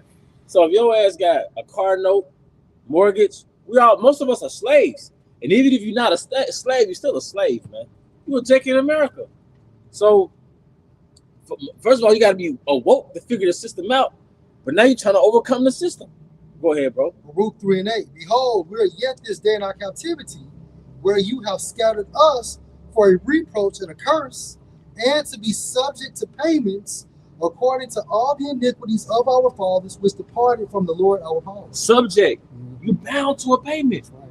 You know, in Deuteronomy 28, it said we're gonna have iron on our neck, right? What's that new iron? Debt. That car note, that mortgage, that rent, that child support. Corporate slave, man, debt slaves. But the nation of Israel had a system of building wealth. One of my favorite system building chapters is Leviticus, the 25 chapters. I'm sorry, Leviticus, the 25th chapter. Because it shows you how you can lease out property to your fellow Israelite. So every year, you rent out land, you lease out land according to the year of Jubilee. So if it was 10 more years before the year of Jubilee, you finna charge him for 10 harvests for that land. But that's set up so he could come up, man. I'm gonna lease this land out to you so he could come up off this harvest. You see? Jay think they don't, they're not a debt slave. Just go to the debtclock.org. You'll see like every citizen within America how much they owe. It's within the tens of thousands of dollars. Yep. But Esau, he's a hunter. He hit you with the razzle dazzle. Like, of course you want that new car. Of course you want a nice house. So really, rightfully so, you're a hard worker. You want what you want. But Esau traps you through that debt system, man. All right. Was you finna bring out something? Yeah, look, I got something for you. I'm just getting it together. You sure? This Job 21:7 in NLT again. Why do the wicked prosper, growing old and powerful? They live to see their children grow up and settle down. Yep. They enjoy their grandchildren. Jake don't live to see their children grow up. No. Jake's son get killed at 17. Right. The other son go to prison. Right. All right. Grandfather died 20 years ago from a stroke. Yeah, with no legs. No legs. Amputated. That's right, bro. You know, he died at 50-something. Yep. And we thought that was old growing up. Right. You 8 years old, your granddaddy died in his 50s. Kind of find out they're still young. But it's all that stress he went through. Yep. Sustaining the household. Being a damn human plow horse. Right. For his family. And it's harder for us now compared to them. Yep. Think about what we gotta do. They had way higher testosterone back then. Right. They had more vitality. And everything was cheaper too. Everything was cheaper. That's crazy to think about. To buy this some time ago. Think about like back then, that time frame, like the food was much better. Yeah. But Jay was crazy out of shape though. I was thinking about that. They had bad diets. Yeah, so you compare that to now, the food is way much worse than it has ever been. But Jay in more shape nowadays to be 50, 60 years. Because back then, when you hit 30, it's like you kind of getting old. Yeah. But now you could be like 45 and still in shape. Right. Because like, in the 60s, 70s, Jake wasn't 45 and fit. Now you could be 45 and fit, you know what I mean? And when Jake was 40 and 50, they looked 40 and 50. They looked like they was 60 and 70. Yeah. That's a great point. They had been through the wars. Yeah. Jake fought in Vietnam. That's right. Can you imagine being 19 in Vietnam? Right, bro. You know, so Jake ain't been in the wars lately. They need to go get some overseas in them, man. You know, but you got it, bro. Okay, so it says again, why do the wicked prosper, growing old and powerful? They live to see their children grow up and settle down, and they enjoy their grandchildren. And you don't do it here because your son could be 15, and you worried about his whereabouts. Your daughter, you worried about her whereabouts and how her upkeep. Yeah, so, but hey, you see how the elites move? I think it's a show called Debutante. And it's all these young women, they like in these ballrooms and stuff, right? But you know where that concept comes from? You keeping your daughter in the background till she becomes of age, then you debut her to the world. And that's how you get ready to marry your daughter off. So you have like an album debut, and you showcase the album, right? The audio of the album. Well, you did that with your daughter. So and then the aristocrats did that. Jake did that in France. I want to say in Britain. All right, that's how the elites move, right? When Jake was prominent, you see. But now, what does it say? Your daughters commit whoredoms, you see. Now, I'm saying all that to say there were systems on how the wealth moved, man. There's a way that the aristocrat moved that Jake don't know about, man. You know, you married your daughter off. That's something that you do when you're privileged as a nation, man. When you got no control over your son, your daughter, you conquered as a nation. All right. Verse 9. Their homes are safe from every fear, and the Most High does not live in gated communities, right? They ducked off. They live in gated communities, and in front of those gates, you will have what? Security enforcement, and things of that nature. You got to have codes to get in that bitch. Yeah, sometimes you see the blinds be all the way high. Right. You know what I'm saying? Like That's open. right. That's right. Yeah. Garage up. Yeah, you see like a damn Edomite just watching TV. And ultimately, it goes into the elites. And ultimately, it goes to the because they don't know nothing about childhood traumas. No. Being 9, 10 years old in the protocol, you hear gunshots, get on the floor. You watching SpongeBob or Rugrats, you hear gunshots, get your ass on, and you gotta learn that shit at like 7. You know, keep all your gas receipts when you go to the pump. Yeah. So you can have a time stamp on where you were at that time. So you don't get falsely accused of doing X, Y, and Z. You gotta ask for a bag. If you go to the corner store or store and do you need a bag? Yes, I need a bag. Somebody can't accuse you of stealing when you walk out. Where you get that from? You saw? It's crazy. So when Jake hit them with gunshots in their bedrooms, that's like a fire drill for Jake. You know what I'm saying? That's PTSD. Yeah. Because like in school, when the sirens went off, they told you to get underneath your desk. You know. Yeah. But the trauma that the 12 tribes face, Esau, you never have to go through that. No. But you will. You will. That's crazy. Just imagine, like, Edomite women gonna be the new Keishas in the kingdom to come. You know? They can be hoes. That's crazy. They gonna hate you. Yeah. Your pussy gonna stink. Yeah. Breath gonna stink. Yeah. You know, hair gonna stink. You know, gonna look like those fucking cavemen, man. Like what Job saw in the back of what Job saw in chapter 30, man. Yep. So it said their homes are safe. Base man status. My bad. Their homes are safe from every fear, and the Most High does not leave their cars outside and unlocking everything, man. Then they got somebody to drive their cars around. Mm-hmm. These elites, they ain't worried about no gas prices because they're regulating the oil prices. They're regulating everything. What Warren G say that song? I have to regulate. Nah, you at least regulate right now. What do you think it means when it says the earth is given into the hands of the wicked? Control, might. They're controlling the economy, man. That's right. Like Bond said, Trump can get up there and he's just he's not even on the status with the true nobility, but he can just say something in the market a deal. He'll manipulate the market. I think a lot of people lost money just not too long, a few days ago. Yeah. The trading market. Not Barry. Yeah. Not Trump Barry making a statement about the ceasefire with Iran. Killing them. Yep. So it says, and the Most High does not punish them. Because they're in their blessing. But it also says, because sentence against the evil work is not executed speedily, therefore the hearts of the Son of Men is set in them to do evil. The Most High has not punished you yet. So you're reaping the benefits of the reward. Right. You're reaping the benefits of those robberies. Because you're reaping the benefits of what happened with so-called European colonization. You hoarded up those riches in Africa. You hoarded up those riches in Central South America, North America. So y'all reap the benefits. Going back into the blessing, how they stay in the flush places of the earth. Mm-hmm. You know, that's also going into you. You can actually go whenever, wherever you want, but at the same time frame, you can extract all these resources, and nothing happens. You know. And Esau has reaped the benefits of slavery. Yeah. I can't forget about that. Yeah, bro. That's the main one. 24 million hours, free labor. Free fucking labor. And this is the legacy of slavery. You can still go through the Delta right now. You can see antebellum homes, which are homes built by enslaved Jake. They still got cotton fields out there. Boy, there's certain places in Mississippi and Louisiana still have plantations in the 70s. Yep. Still had plantations in the fucking 70s. Because Jake, even in like the 90s, I believe, Jake would work on those plantations on the low. And basically Esau would have it to where they're not really paying them. You just live on the plantation. You know? Esau's a devil, man. And it's real dark and bloody in Mississippi. The rural areas, Natchez, Mississippi. Hey, Mississippi got some blood on his hands, man. So the South. All the bodies in the Mississippi River. All them bodies in the Mississippi River. Natchez Punch Bowl. Man, you dark, man. Strange fruit hanging from trees. That's right. Yep. And they say the locals in Natchez, Mississippi, they don't eat those peach trees because they know what fertilize those peach trees. Take dead bodies, man. All right. So now we're just reading the blessings for Esau, Edom. Now let's transition to the curses within Job 21:17. Yet the light of the wicked never seems to be extinguished. Do they ever have trouble? And his light is the what? Philosophies. Going into Satanism.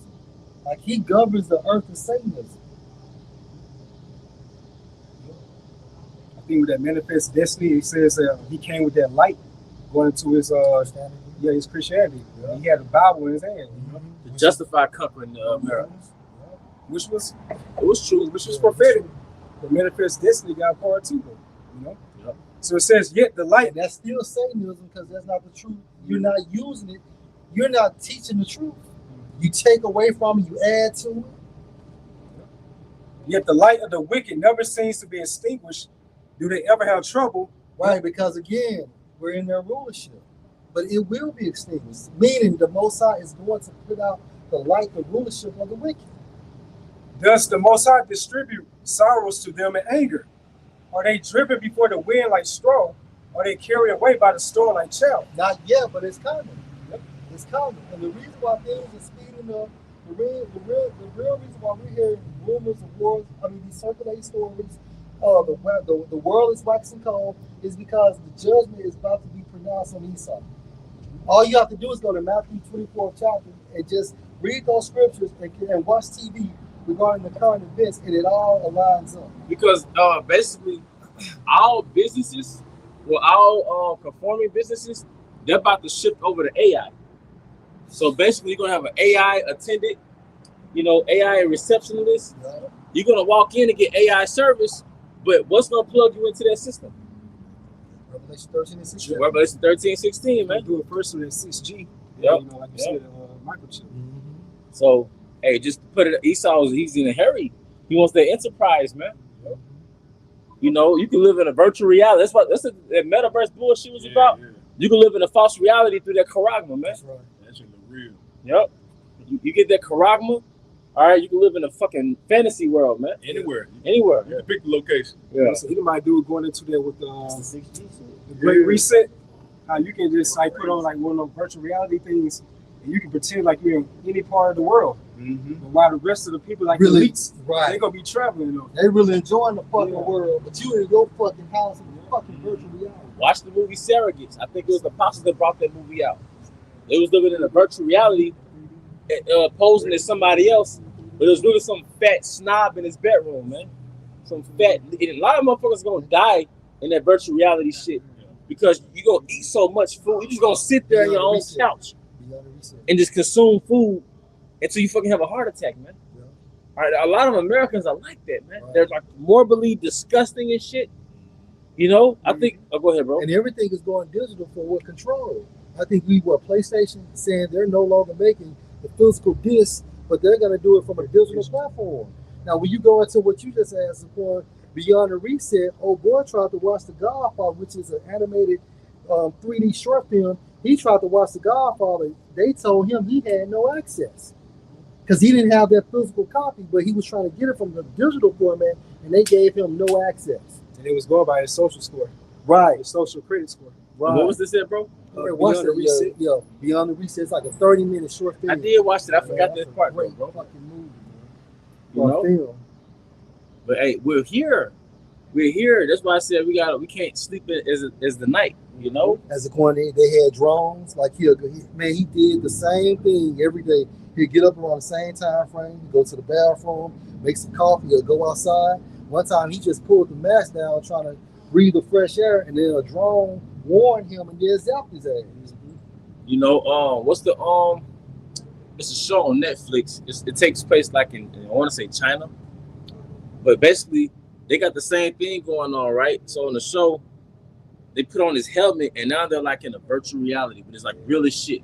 It's like real as shit, you know. But they just put the helmet on. Now they're like in another world. Yeah, man.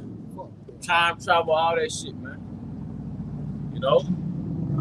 But like you said, oh, and also he's gonna perform miracles. He's performing miracles with the Quran. Lying wonders. Yeah, because if you have any neurological related disorders, what you got? The Quran. I did a video a couple of days ago. You had this guy out there in Canada. He received Revelation 13 and 17 because he has ASL or ALS. I think it's ALS. But anyway, he has ALS, and now he's basically actually talking with the computer and shit like that. It's not that Jake, is it? No, that's not a football player. Oh, okay. Yeah, but it was an Edomite, man, out there in Canada, man. You pair his fucking head with the computer device, and then he's able to like have total function and shit, you know, or some functioning, because ALS is breaking his body down. So and look, we're here. Yep. It was the apostles was talking about it since the 80s, and their elders have been talking about it since what the 70s, you know, 60s maybe. Don't quote me on the decade, but I know that our apostles have been talking about it since the 80s. And we came into the truth talking about it, and now we're here. It's manifest, man. Waiting for that mandate. Yep. Yeah, we've been saying the same thing concerning the book of Revelation chapter 13, that Charagma, so to speak, since 2007, 2008, 2009, and that doctrine has not changed. Not changed, bro. So 19 years, 18 years, 17 years for our generation, you know. Now it's here. So back in Job 21 and 18, NLT again. Are they driven before the wind like straw? Are they carried away by the storm like chaff? Not at all. Well, you say at least the Most High will punish their children, but I say he should punish the ones who sin so that they understand his judgment. Let them see their destruction with their own eyes, that they'll drink deeply of the anger of the Almighty. And that's going to happen in this time frame. We're in this time frame right now. So any Edomite, as well as 2/3 or any other inhabitant from these other nations in America, is going to be destroyed. And then what's going to happen? According to the scriptures, that the nobility are going to be the first fruits of slavery for Yahushua, man, and the government body, as well as the other Edomites that's outside of America. It's up to 28. This is in the KJV. For you say, where is the house of the prince? And where are the dwelling places of the wicked? Have you not asked them that go by the way? And do you not know their tokens? That the wicked is reserved to the day of destruction, they should be brought forth to the day of wrath. And that's our comfort. So you see Esau in his height, and he promotes a culture we could live like him. But we're supposed to keep our integrity, because if you look at the end result, the wicked are reserved for the day of destruction. And the scripture also states too, giving out the oppressor. Right. You know? Because Esau, he promotes his Roman lifestyle to Jake, and Jake gets enchanted by that Roman lifestyle. Because what's black culture? You promote that Roman lifestyle, whether it's the hood version or the affluent version. You know? There's more proof. I kept him plenty. Yahushua, he's coming back. Yeah. But it reserved the day of wrath. They're really going to the second death, which is the second coming of our Lord and Savior, Yahushua. Hey, those missiles. Yep, the missiles. Yeah, and ultimately the coming of Yahushua. When it says in Isaiah, who it says that coming for Edom, you know, with dyed garments. Yeah, they're scared of that, man. Esau's afraid of that, man. I get that. Isaiah 63. You know? I guess Isaiah 63:1. Who is this that coming from Edom with dyed garments from Basra, that is glorious and superior. Traveling in the greatness of his strength, I that speak in righteousness, mighty to save. Wherefore art thou red in thy apparel, and thy garments like him that shredded in the wine fat? I have trodden the winepress alone, and of the people there was none with me. For I would tread them in my anger, I'll trample them in my fury, and their blood should be sprinkled upon my garments, and I will stain all my raiment. For the day of vengeance is in my heart, and the year of my redeemed is come. So while we see all these transpiring, these geopolitical tensions, it's really all for the country versus Zion. You know, going to what these other nations did to the Most High's chosen people, the biblical Israelites. Because all these other nations had their hand on the Most High's chosen people. You touched the apple of his eye. So therefore, that's why it says how the Most High has a controversy for Zion.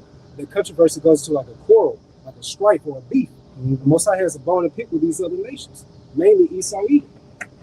That's why you're getting judged right now on a lower level, going to you lower level Edomites. Now you're complaining about your financial situations now. You know, you're going to the cars and all the things of that sort, on your lunch breaks, and you're complaining about your debt. Or how you're struggling, things of that sort. Because at least don't give a damn about you either. Yeah. Good job, 18.5, bro. This ain't Leave It to Beaver, man. This ain't the Andy Griffin show. You know, we're using your height. We're using your height. That's right. You fucked up when you put those satellites into the heavens, man. That was your downfall. You really fucked up when you brought us over here. You know, I mean, I know what you mean. No. You know, but it's just right. That was a mark of time. The satellites in the sky, that was a mark of your end. You know? Right. It started with you bringing us over here. You touched it? Yeah, you fucked up. You fucked his eye, man. Don't touch his kid. Yeah. You put your hands on my kids, you want to. I think that word apple goes into like some delicate. Yeah, I think so. You know? Yeah. I'm gonna get that. Well, all you gotta do is just touch it. And that's heavy because I got a follow-up piece up for that. Come on now. Baruch 4:26. My delicate ones have gone rough ways and were taken away as flock caught of the enemies. Be of good. Yeah, how was they taken away? Yeah. Be a slave. Yeah. Those rough ways taught us what? To become Gentiles. Yep. You know? Then you got those passageways too. Those are rough ways. Yeah. You know, from West Africa to the Americas. Yeah. You know? I think about the scripture, how we was violently tossed like a ball. Come on, man. And also from the spiritual sense of philosophies. Yeah. Yeah. Which are all anti-Yahweh Hashem Yahshua dog. You know, where it goes to how we was like tossed. No, not that one. It goes to let me get the scripture. Going to the winds, how we was carried back and forth. To different winds. Yeah. You know, different winds and doctrines. Yeah. You know? Yeah, Book of Ephesians. Yeah, that's it, B. You can get that, B. And that's like our delicate ones going rough way because when we did that, we discontinued from our heritage. Right. You know? Yeah. So from a spiritual sense and a physical sense. It's the transatlantic slave trade. And then from a spiritual sense, well, we became Gentiles, or we further became Gentiles. Yeah. Westernization, Christianity, believing in this system, black culture. How you still see Jay still getting messed up now, like Nolan Wells, things of that sort? Right. Because that Christianity doctrine thinking that you love everybody, you're supposed to love everybody, everybody's your friend. Right. But when you actually read and tap into the volume of the book, you'll see that you have biblical enemies according to the scriptures. And even we weren't even supposed to be friends with 2/3 of our people. Because even Jeremiah 7:11 or 7:14 tells you pray not for this people. Our forefather said, can two walk together unless they be agreed? That's right. So we have to be aligned in the spirit. The 2/3, that's a worse Edomite. Edomite, man. That's it. He's in the spirit of Satan. He's in the spirit of Satan. I'm thinking about that, bro. It's the book of Ephesians, chapter 4, and verse 14, that we henceforth be no more children, tossed to and fro and carried about with every wind of doctrine. Right, because the delicate ways basically is what? The scriptures. Right? Keeping us brotherly and things of that nature. But when you go to these different philosophies, you become Gentiles, and that's what's involved for what? A rough way, man. That lifestyle is a rough way because ultimately it leads to your death and destruction.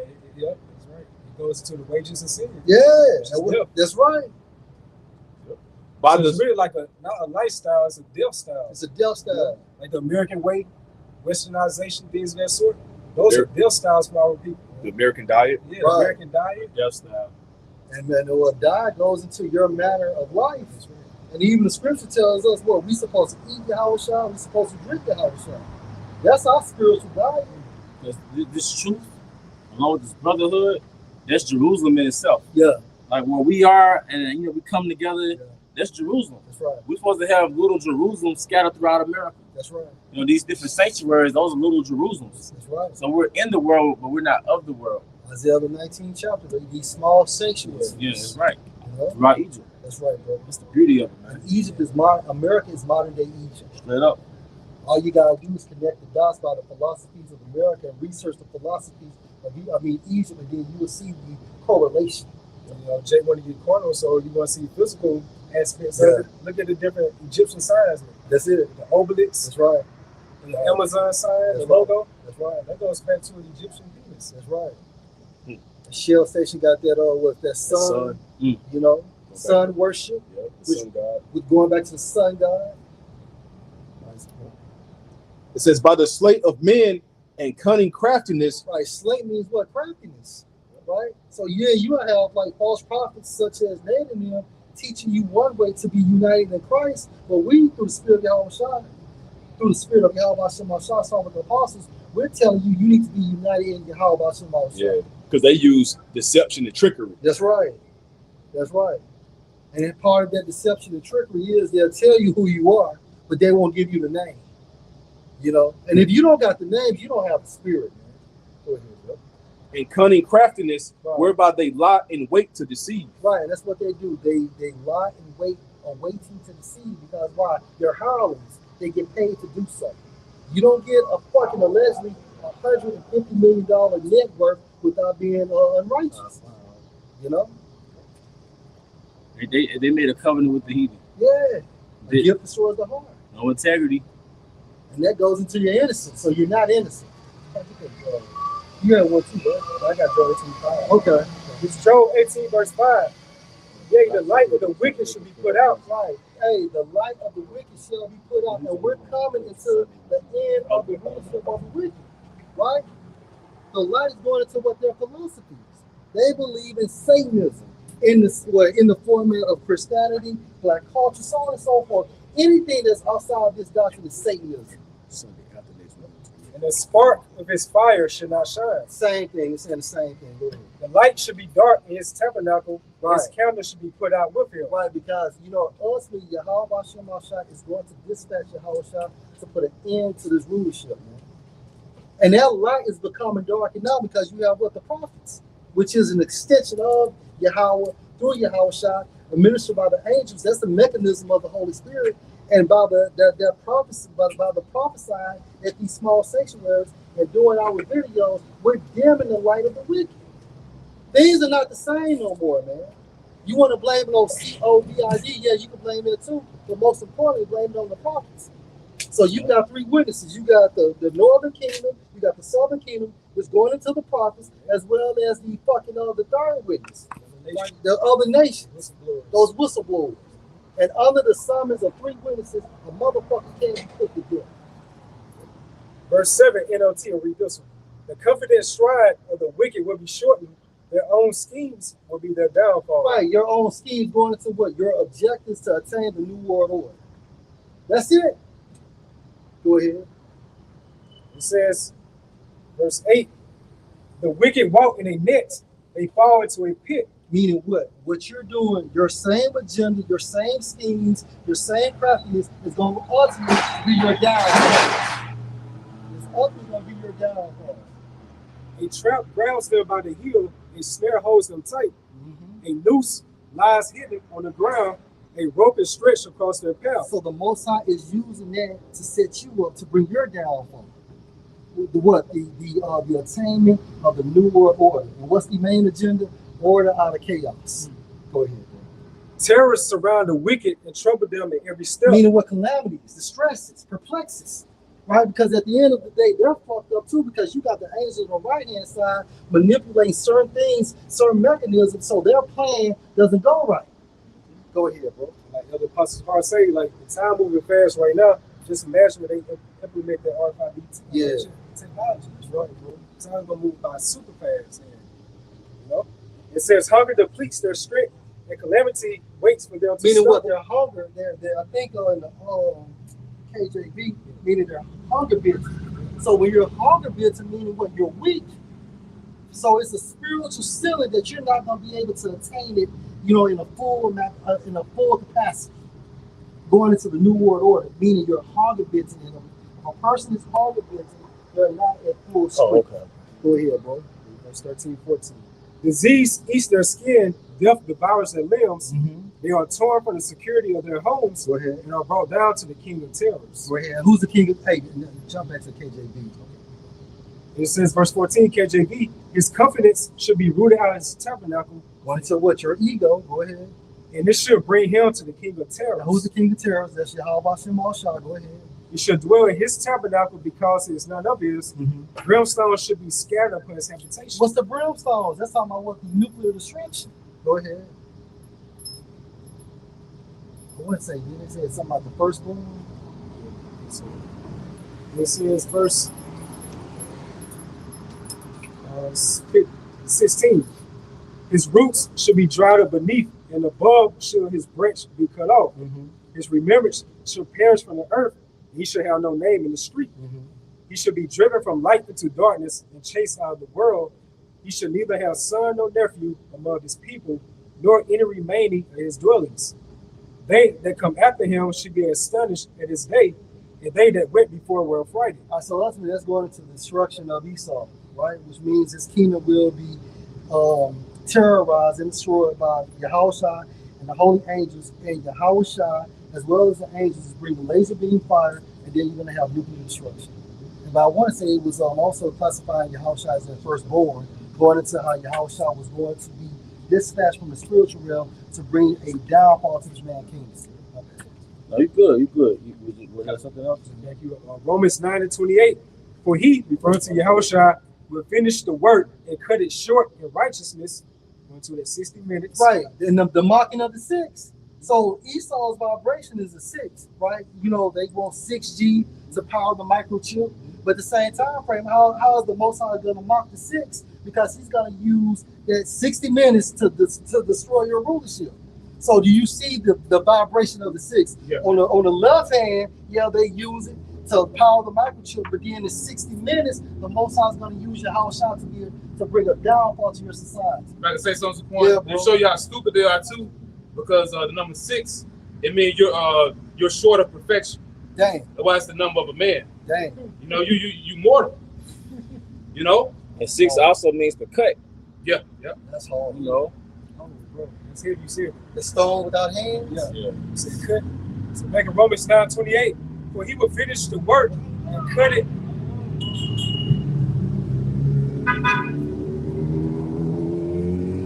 So here it said Romans 9:28, for he will finish the work and cut it short in righteousness, because in short work with the Lord. That's 6. Yeah. So fuck Drake. Yeah. The 6, dog. You're going to be destroyed in 60 minutes, which is a short work. When you think about the landmass of America, and for America to be destroyed in 60 minutes, that's power, man. Right. Because in short work with the Lord Yahushua make upon the earth. And that's why the scripture said, what? I saw Satan falling from heaven. As lightning. They had that show. Remember that show 60 Minutes? Yeah. The clock ticking. Yeah. In 1 hour. Hated this. Yeah, it's all boring. He saw boring, man. Yeah. Hey, but with that, we want to draw this to a closing. Once again, we want to give our honor and glory to Yahweh, Ba'ashem, Yahushai, Ba'ashem, Kakadash. We also want to give double honors to our elder apostles and elder bishops of Great Millstone Ruel.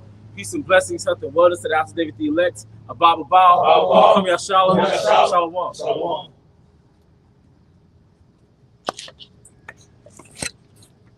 Water. Fresh off the stove? Yeah, it feels like it. Sorry, bro. Oh, man.